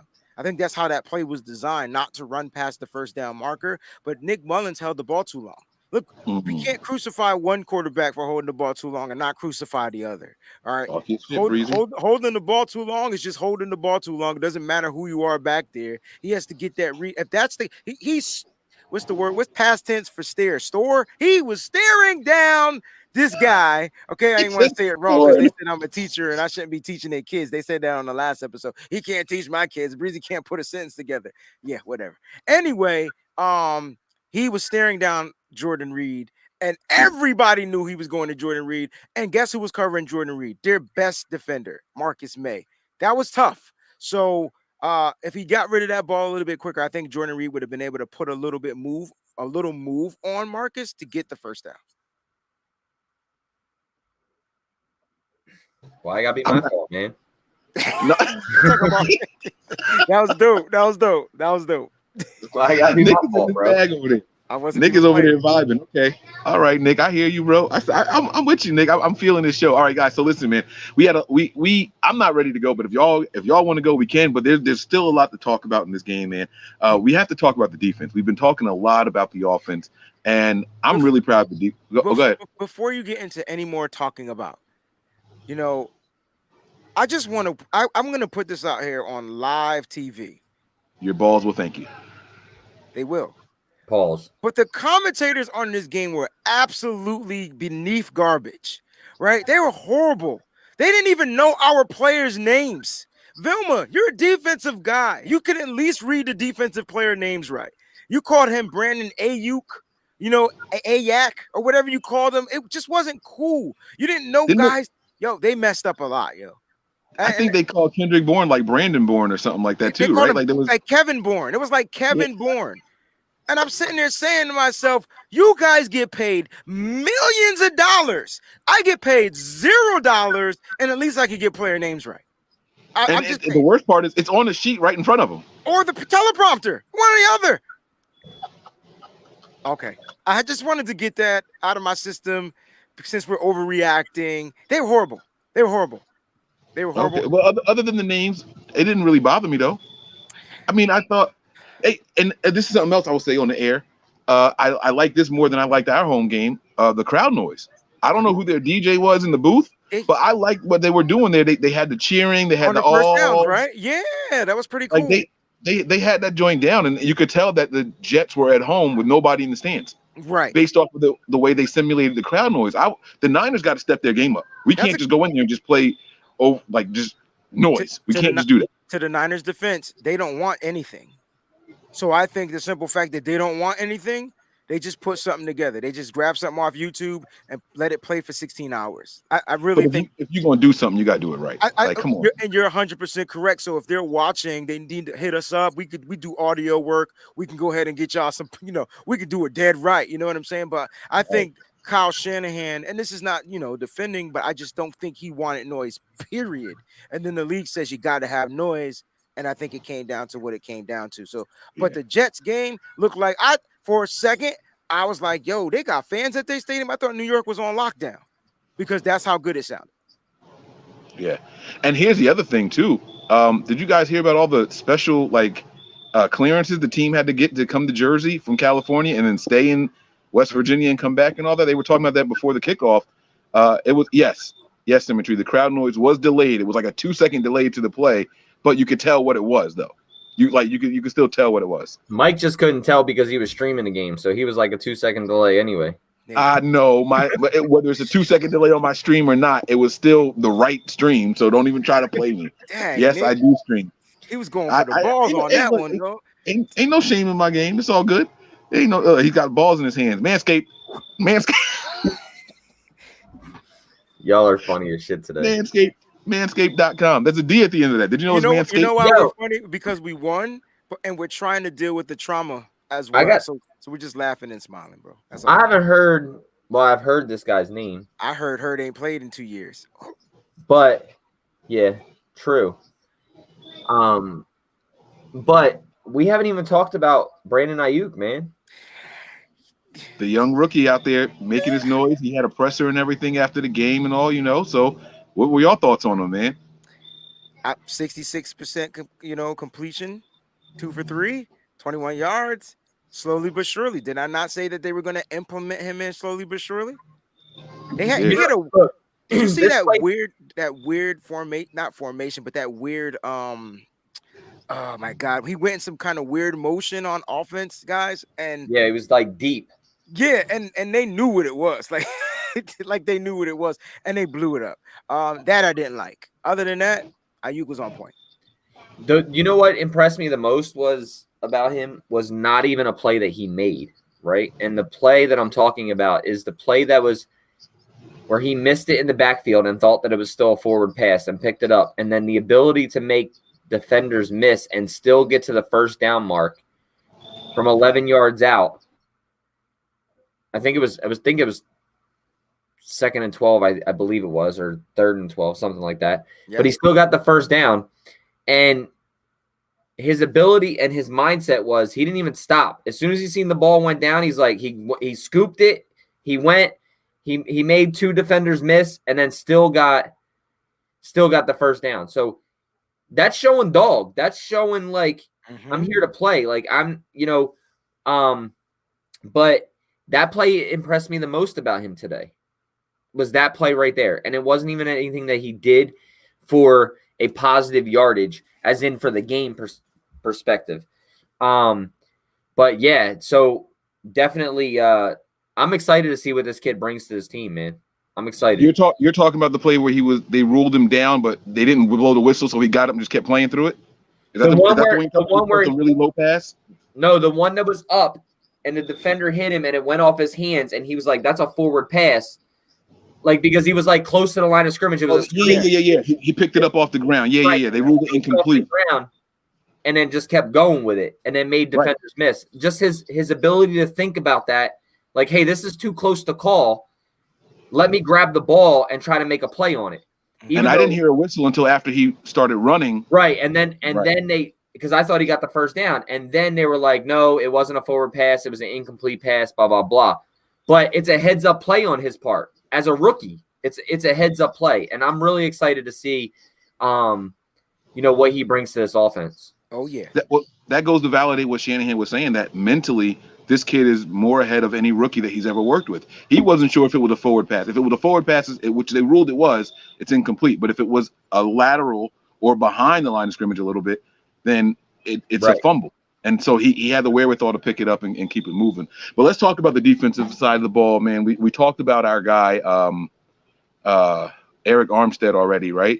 Eric Armstead held no punches. He tweeted right after the game. I don't know if you guys saw his tweet. I'll try to pull that up. But we have this here from Diana, ESPN. I've been texting with players on the 49ers, and some of them are both afraid and anxious about playing on the turf here again. Turf again here at MetLife next week against the Giants. Guys, this is going to be something that, this could potentially be a trap. This could be, and I'm not talking about a trap game, but I'm talking about, with players who aren't really willing to give 100% out there because they feel like they might get injured. That's another way to get injured, is when you're not going 100% and everybody around you is. And we have to keep in mind that the Giants, I know it's their home stadium and all that stuff, but they play on turf. This is what they do. So they're not going to be holding back. If the Niners are, this could be a problem. We could see more injuries. What were your thoughts on this, Breezy? Because this was something that I'm going to find this tweet from Eric Armstead. From Armstead while you're talking about it. Yeah, I have the tweet from Armstead. Listen, he simply tweeted like immediately after the game how he felt about it. And he said, let's see, Matt Miyoko says, Eric Armstead said he has a lot of anxiety about playing again week 3 at MetLife Stadium on the same surface. But he actually tweeted out something that it just wasn't good. He deleted it. Yeah, they probably told him to take it down, and I wish I would have snapped a photo of that. So wait, I found it. I got it. All right. So if anyone has it, please send it to me. I'm about to do it right now. This is something that we got to look into. But guys, listen, this is the sport. It's unfortunate, but they're gonna unless Kyle Shanahan is able to, not Kyle, but Jed York is able to woo the league, because this is an owner's thing now. This is beyond the head coach and beyond the general manager. Unless the owner is able to say, look, commissioner, find us a different place, because this ain't gonna do. We lost like 19 players today, and they lost like 14 players. Like, this isn't gonna do. That's a whole football team now that you think about it. So unless that's able to happen and they're able to go find some type of high school football, because there's no high school football unless they go find some high school football field. The 49ers are going to have to figure out a way to play in this turf. The only thing I can say is that at least the 49ers might be able to get a little bit more used to playing, because they're going to be having back-to-back weeks. This is the tweet that he tweeted. So Eric Armstead says that the NFL fixed this trash MetLife turf. 2020 is so whack. And that's how I know that this team is so close-knit, because they're losing their brothers. Like they're losing their comrades, they're losing their brothers, their family. You got to remember, when these guys report to camp, it's like it's nothing military, but it's like going to a place where they're going to bond for the next several months, and they're not going to go home other than to just say hello on a whim or whatnot. They're losing their brothers, man, and between Solomon Thomas, between Nick Bosa, but now their quarterback. Because let's just keep it a buck. Jimmy G might be on the IR tomorrow. Due to the new rules, it works. It fits. So we might not see Jimmy G for a minimum 3 weeks. I was going to ask you guys if you think any of these guys go on that 3 week. My notes, bam, I'm on it. Mm-hmm. Look, it's possible. So guys, we might not have liked Nick Mullins, but we're gonna have to get used to they used to call him BDN. I never wanted to call him BDN. I don't know why that was a name for him. But listen, we're gonna have to get used to our guy Nick Mullins, because I don't see the 49ers bringing in anybody. I see them activating now CJ Beathard off the practice squad. And this is probably why they kept 3 quarterbacks for something like this. And this is probably why we never really saw Beathard progress, because we needed to stash somebody on the practice squad. So to where no one else would pick him up. All I'm saying is Jimmy G can go on the IR. He'll be off the team for the next several weeks, right? We're playing. We got the Giants, Dolphins, and Eagles. We got the Eagles and then Dolphins. Giants, Eagles, then Dolphins, right? So we got the Giants on the road. We come home to play the Eagles. I believe we will see a George Kittle at home, and then we got the Dolphins in Miami. So look, we've been saying this all week about injuries, right? This is the stretch of schedule to get injuries taken care of, right? And I think Nick Mullins, like I just said earlier, he's not obviously Jimmy Garoppolo, but he's more than capable of running this offense. And especially with a week or two under his game plan with some playmakers, right? This isn't the same team that we had before, even in receiving core and running back core, compared to what we had when he was playing last time. Look, Nick Mullins has a mindset. He's a gunslinger. He can be a gunslinger. We've seen him do it. Look, this is absolutely like 100% an opportunity for Jimmy Garoppolo to go on the 3 week. Look, a high ankle sprain is usually 4 to 6 weeks, depending on the severity of it, right? What strain it is. Is it a 1? Is it a 2? Is it a 3? So, look, this is a perfect stretch.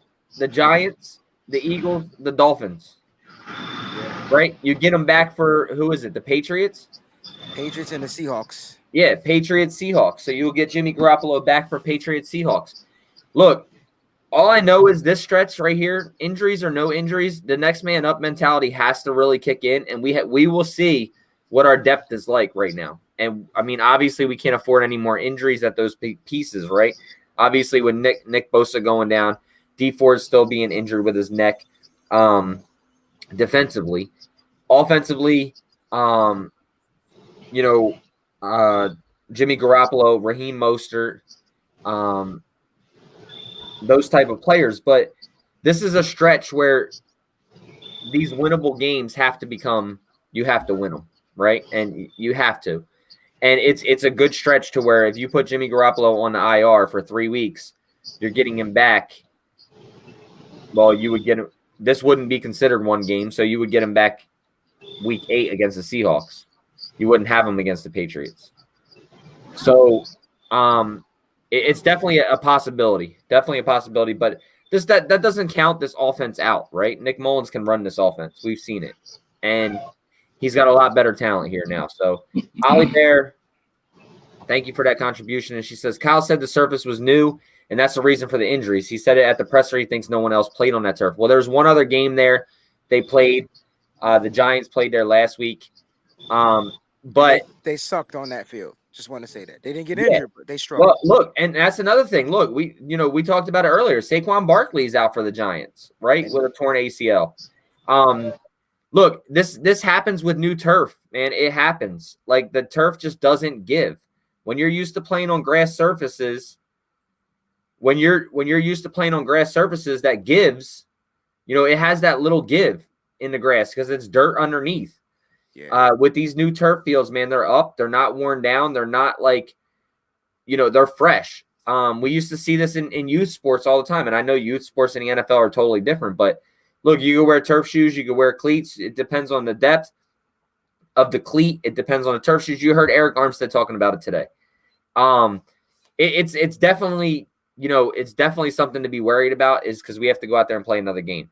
The thing that worries me is next week is how much is this going to be in people's heads of the injuries that happen. You heard Eric Armstead today. Then you heard Fred Warner and say, look, you got to go out there and just play. You can't play slow. You can't play, think about it. You have to just go out there and play, or you're going to get injured.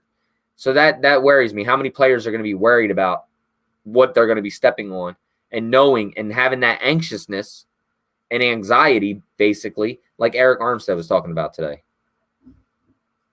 Good point. Absolutely, man. Yeah, absolutely.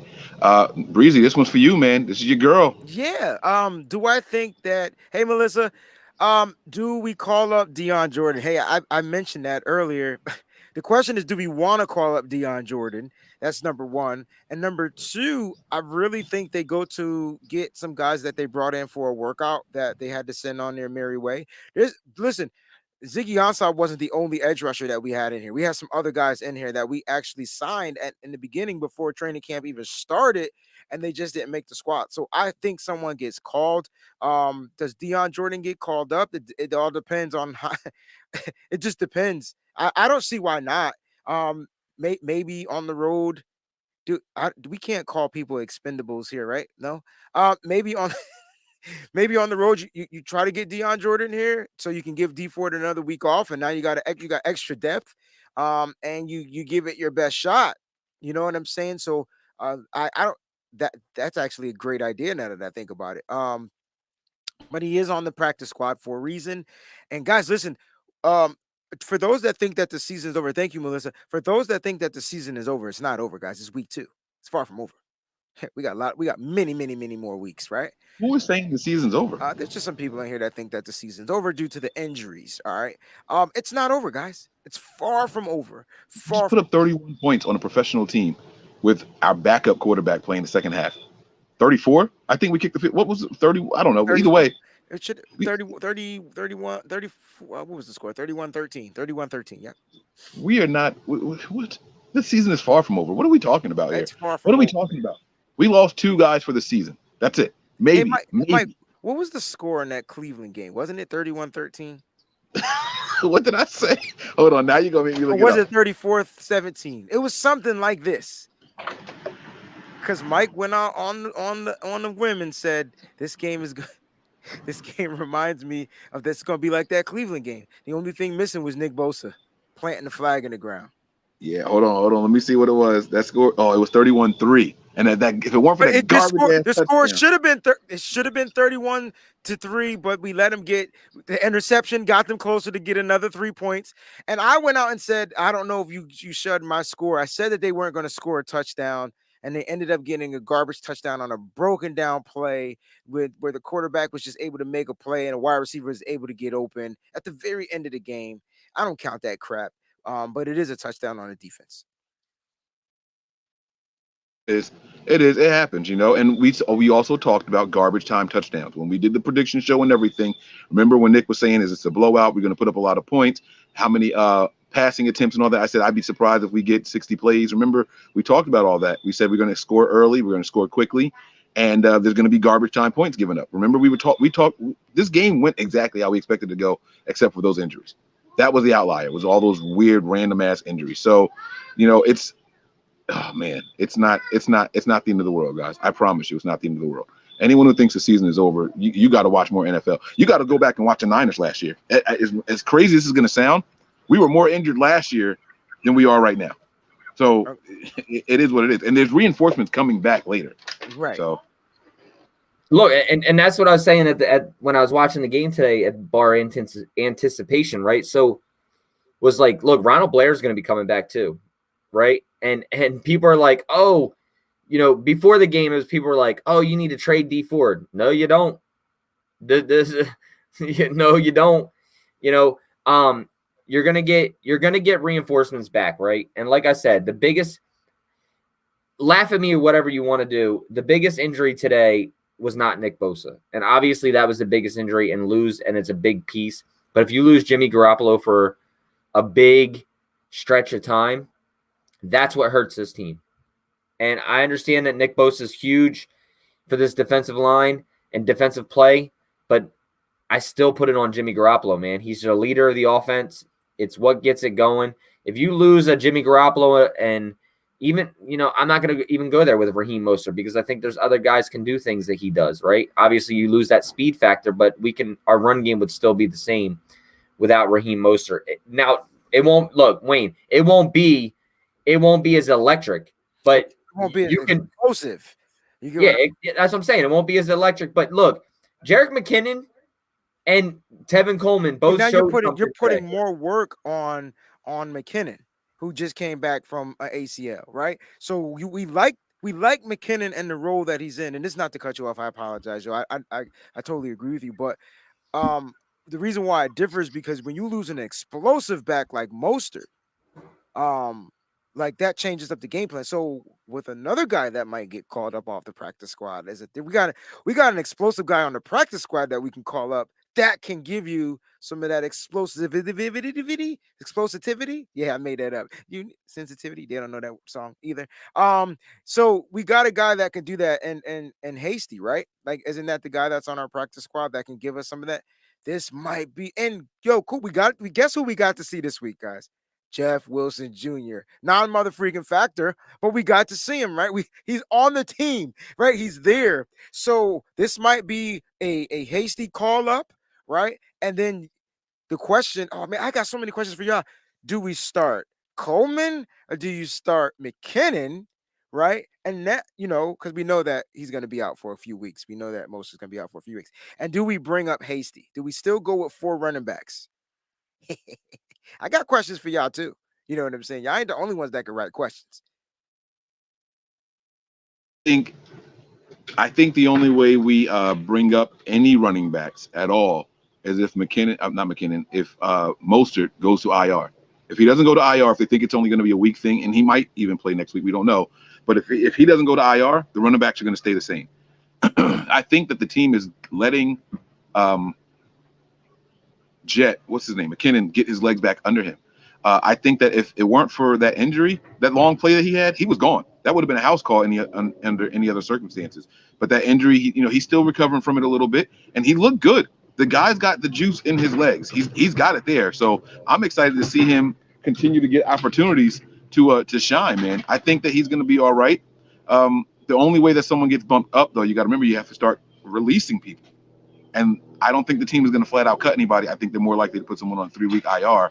But who of the injuries today do we think is only going to be a 2 or 3 week IR move? You get what I'm saying? I think Jimmy Garoppolo could go on the IR, and I think Raheem Mostert could go on the IR. I don't want them to, guys. As you laughing because Nick is trying to not eat on camera. And he didn't get low enough at all. No. I think I don't think I would put Jimmy Garoppolo on IR. And I'm going to tell you guys why. Why? Even if he's not 100%, I think it's important for him to just get a couple of snaps a game. I'm not saying that he needs to go out there and see. And I play said that earlier on the halftime show, Mike. That's why I wanted. If he was available to go, Maybe. I thought he would have been back out on the field. Unfortunately, he wasn't available to go. But the reason why was because his mojo was flowing. You don't want to change this guy's mojo, meaning that if he was starting something, you know what I'm saying? And it was going. The juju was good. This dude was like, like 8 for 9 or whatever it was he finished with, by that time. So I thought maybe, excuse me, was what 15 for 17 or 13. He only missed 2 passes. I can't remember what it is. My point is, I wanted him to come back. 14 for 16. Thank you. I knew it was 2 passes he missed. My point is, I wanted him to come back out just so that the juju could have kept flowing, because this guy was starting to really cook. I thought they would shoot him with some type of cortisone. Here's what I think happened. He went to the locker room. Kyle Shanahan was like, look, dude, we good. We got you, bro. Go ahead and take your stuff off, man. You good for the day. And Jimmy was probably pissed off. Was Jimmy even on the sideline? Wasn't paying attention. But I wasn't looking at the sideline. I think that was a coach pull. You know what I'm saying? And just saying, hey, man, we're going to have you out here for the long run, man. It's not worth it. This turf is trash. Yeah. And not only that, once the adrenaline wears off, guys, we got to think about this. Ooh. Kittle came back out and played, and they were like, yeah, nah, bro. Adrenaline is a thing. You ever been in a fight before, like a real fight? Like, I'm not talking about boxing. You get superhuman strength. Right. I've been jumped before, and in the middle of being jumped, I'm cool, I'm fine, I don't feel nothing. Mm-hmm. And after the fight, I'm like, yeah, whatever, what's up? And then like you go home, and all of a sudden it's like, damn, I need an ice bath. Mama, you got any frozen peas in the refrigerator? Like all of a sudden, everything changes up after you calm down. Yeah. He went into halftime early. He probably sat down, tried to see how he felt, stood up, and was like, yeah, I don't know what I was doing out there, bro. Let me sit this one out for the rest of the game. You know what I mean? So once that adrenaline wears off, it's a different story, man. It happened plenty of times with players on this team. We've seen it already twice this year with our star players. And so it's not a new thing. I just don't know if it's enough to put him on the IR. That's all I'm saying. I don't know if he's going to be gone for 3 weeks. And you don't want his first game to be back against a Belichick defense. Me personally. Yeah, I mean, if they trade Stephon Gilmore, I'm fine. But listen, the reason why I said that is just because of the way the IR is set up this year. And the one thing I know that Kyle likes to do is manipulate the system. Like, he takes advantage of the system. He gets what he can out of it, and then, brings back guys. I just think that being that it's only 3 games, and if he was Nick, I know Nick put that up there. I that's a Nick ass thing to post, bro. Like that. I know Nick did that. Yeah, that wasn't. Yeah, I'm not. Hold up. I'm the only person that's ever been jumped in here before? I've never got jumped. No? My joints was fair ones, Joe. Hey, listen, I thought I was shooting a fair one. I didn't know I was getting jumped until after the fight was over, because I got jumped too. Yeah, I'm looking at the person I got jumped, and then I got up and fought every single one of them. One-on-one.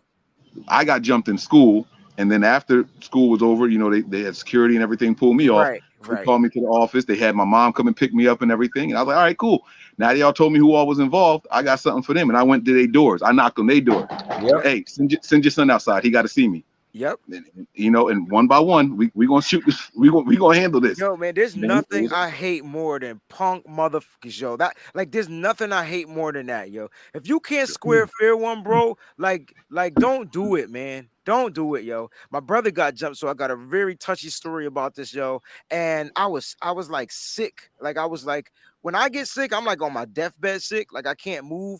I wasn't answering the phone, and he kept calling and calling and calling. I didn't answer. And then finally, my mom called, and she was like, your brother is in the hospital. He's not doing well. And it's like that. And you want to talk about adrenaline? Yo, yeah. I walked through the hood like I was the motherfucking Punisher. Part of my French, but I walked through the hood like I was on some Frank Castle joint. And I'm talking, I got stuff. You know what I'm saying? Right. And I'm calling people out. And the dude, Jimmy, his name was Jimmy, wouldn't come out. Like, he wouldn't come outside. Like, Garoppolo wasn't about that action. Nah, yo, I wasn't that dude, because I'm a lover, not a fighter. But when I saw my brother and I couldn't be there to his aid, yo, you want to talk about adrenaline? Dude, I thought I was Batman, Superman, you name it, yo. Nothing was phasing me. Cops could have got a fair one. It didn't matter, like, at that moment. So, he's doing good now, but that really messed me up for a minute. Like, it psychologically messed me up. And that's why I said, when people jump people, like, I get it, back in the 50s and 60s was on some gang stuff like that, yo. But it's different now, man. Square your fair one up or don't fight at all, yo. Because you're going to have to come see me. Real talk. I don't deal with bullies, yo. I'm not, like, that's not cool. It's not cool. Yeah, man. I hear you, bro. I hear you. Nick, man, this comment's for you, bro. Peek up. Now read You it. guys are being too positive. 6 minutes away. He's reading it in portions. 6 minutes away from the Super Bowl. That's because and he's now in- this shit. What he's are we in- going to do, guys? What's the solution? Talk it. He's in the middle of a chew every time he read. No. I was just doing the. No, I got you. I shit. got you, bro. This one's for you, though, right? Let's go ahead. No, it's for anybody, man. If anybody want to take it, I'll take it. I don't have a problem taking this one. Do your thing.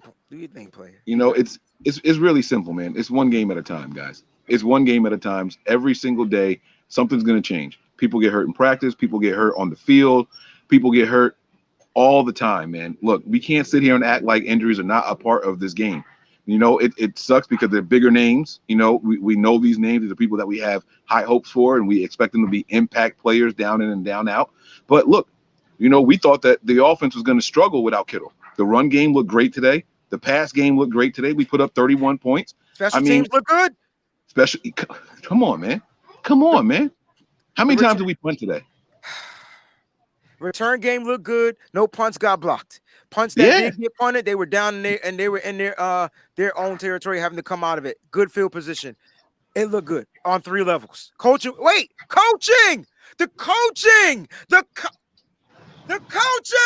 coaching was good. I mean, I saw some creativity plays from Kyle Shanahan. I saw some bonehead stuff, but I saw some creativity stuff, and it felt like Kyle was going in his bag to work with the players that he had. He felt a little bit more comfortable week 2, but I tell you what, when them injuries started coming out, like he started to pull back a little bit, like the creativity, just a little stuff started to pull back. I did see that. I did notice that.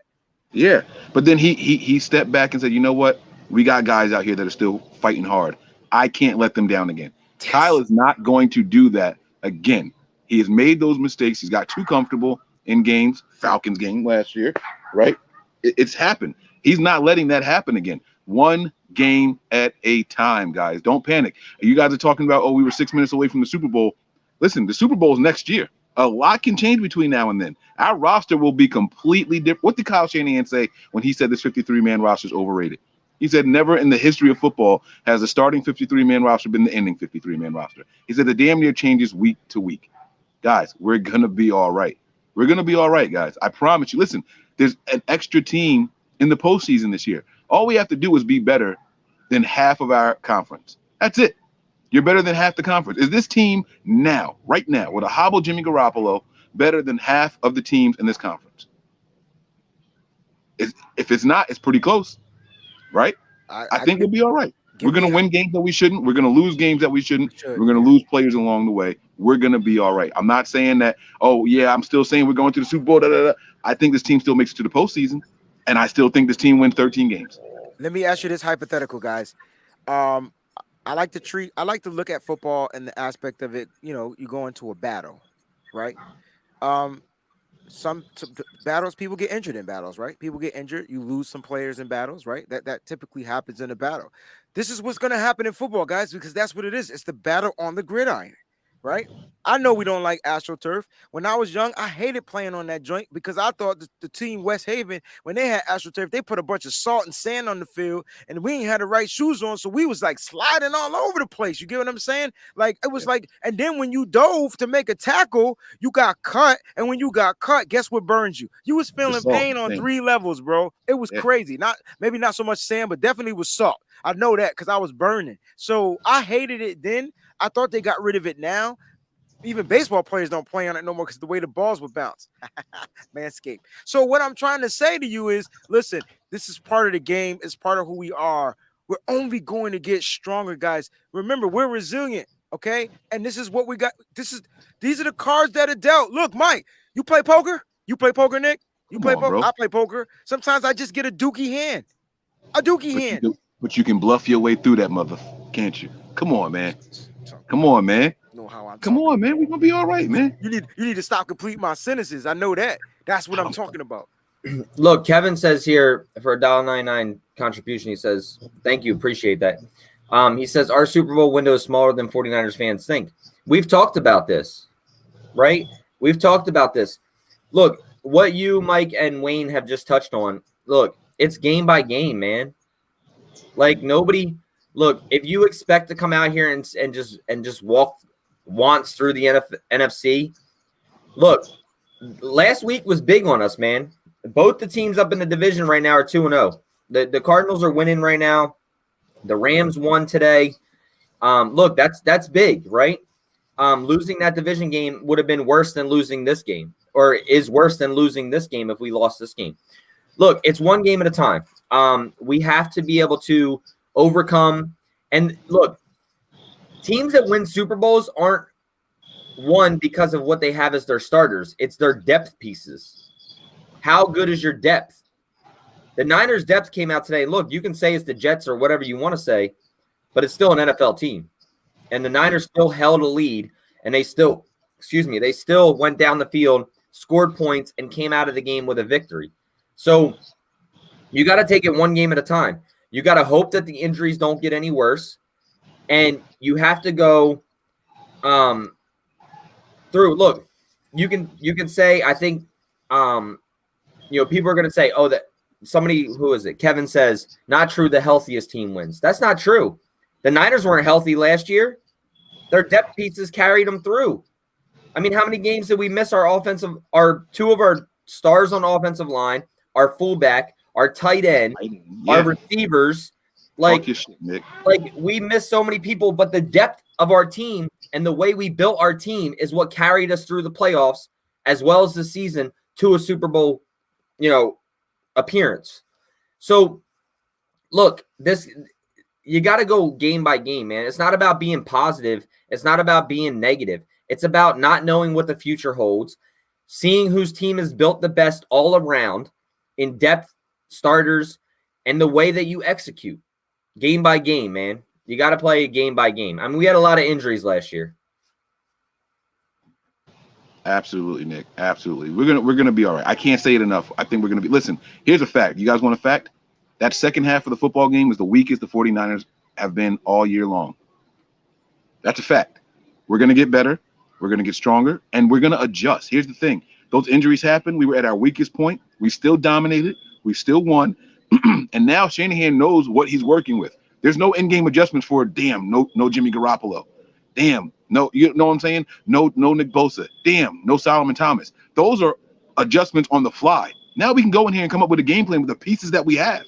We're not going to be as weak on Sunday as we were this second half of the game. Damn. That's just a fact. That's just how it is. That's how football works, man. So that's why I say we're going to be okay. Now, yes, y'all hear crickets because I'm outside.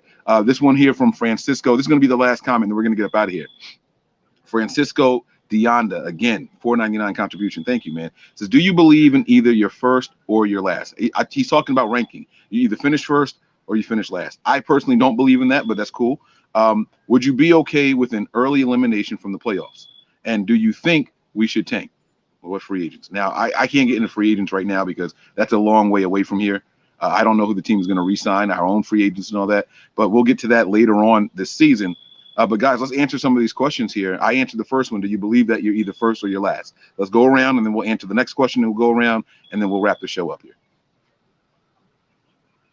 Go ahead, Nick. Don't know. Okay, Ricky Bobby. Go ahead, Nick. Did you call him Ricky Bobby? You said if you're not first, you're last. Oh, okay. You didn't see Talladega Nights, but go ahead, Nick. I hate Will Ferrell.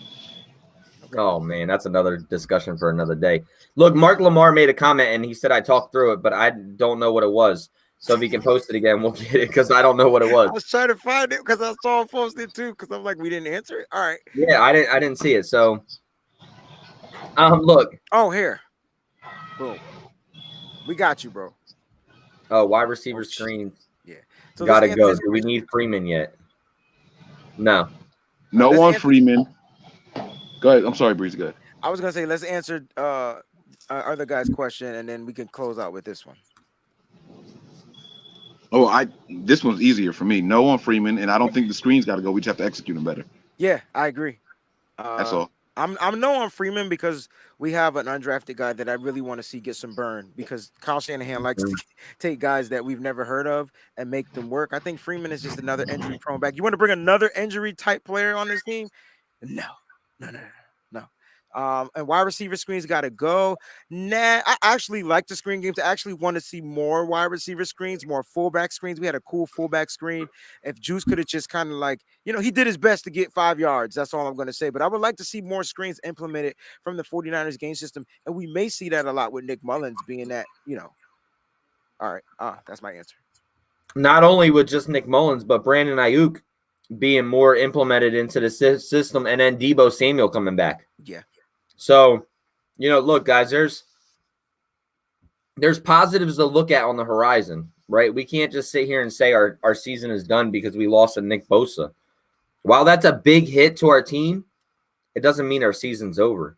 It's a big hit, but it doesn't mean that these other guys can't step up and take us game by game and go forward going through the year. So, all right. So what was the other question? Do I think we should tank? Well, no. Would you be okay with an early elimination from the playoffs? Let's start there. It depends on I think it depends on the health of the team. What our team is looking like. Are we into 2 backups? Are we into Kerry Hiders? Like where we are right now? Are we past that further? It really depends because I'm a realist, right? So obviously, if we don't have the talent out there and we get eliminated early from the playoffs, I'm going to be okay with that. If we go out there with a healthy team and we get eliminated from the playoffs, then yeah, I'm absolutely not happy with that. But it happens. It's football. Yeah. So I wouldn't be okay with an 7th seed elimination going against the number 2 seed. I mean, come on. Right. You know what I'm saying? It depends on what's going on. But no one's ever happy with an early. Are you okay with it? No, we're never okay with it. We want to see these guys go out there and win the trophy. That's what Right. That's what we watch for. That's what we're going for. So. I'm not looking forward to the playoffs right now. Not saying that we're not going to make it there, but obviously I have full faith that we can. But I take it game by game, man. Things happen. We just saw it today. Nobody would have guessed Nick Bosa would be out with a knee injury for the rest of the year. That's something that happens today. So that's why they're called predictions. That's why, we're not sure what is going to happen. And no, I wouldn't be okay with an early elimination. Agreed. Yep. Breezy, you agree with that? No, well, so do I believe in either your first or your last? That's a weird question because it's like we can be last but still have a good record, and we just have a lower placing in the playoffs. So what if all 4 teams from the NFC West make it and we're just, the bottom, that wild card team, right?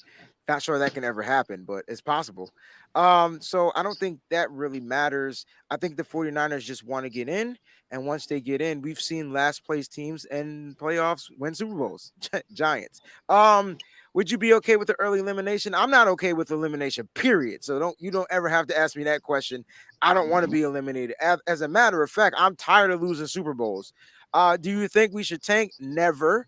There's no such thing. I don't think Kyle Shanahan even understands what the word tank means unless you're talking about a fish tank or a shark tank because he got more money than us. But other than that, no.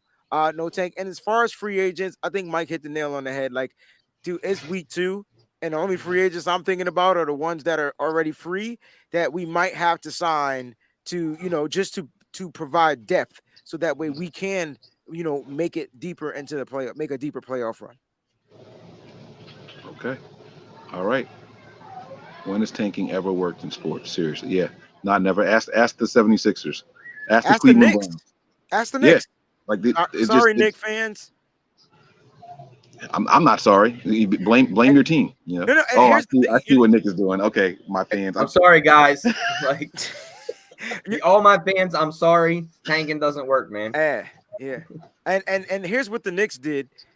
Not the Knicks, but the NBA to, because teams tank. But what they did was they created something called a lottery.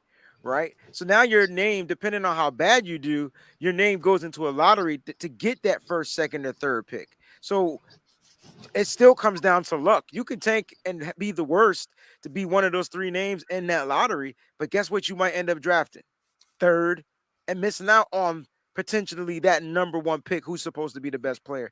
No, football doesn't work like that, but tanking doesn't always work is what I'm trying to say.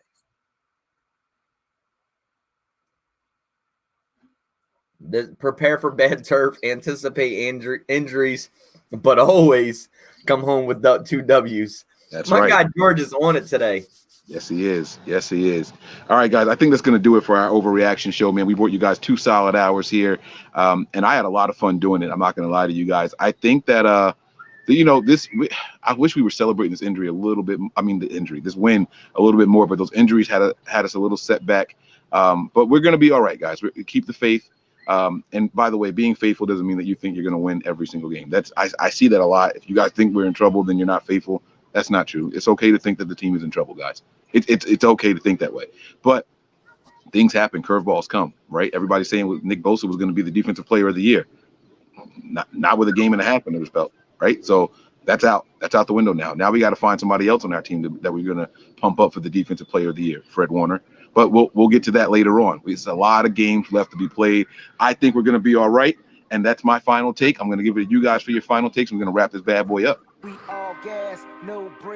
Yeah, like I said, guys, stay faithful. It's 1 week. Injuries hit us today. See what happens later in the week. How long is Jimmy going to be out? Does Nick Bosa really have a torn ACL? Does Solomon Thomas have an ACL? Raheem Mostert, does he have an MCL or an ACL? We got to wait to see. But look, man, appreciate you guys tuning in with us as always. And look, guys, got to stay faithful, man. 1 week at a time, 1 game at a time, 1 day at a time, 1 footstep in front of the other.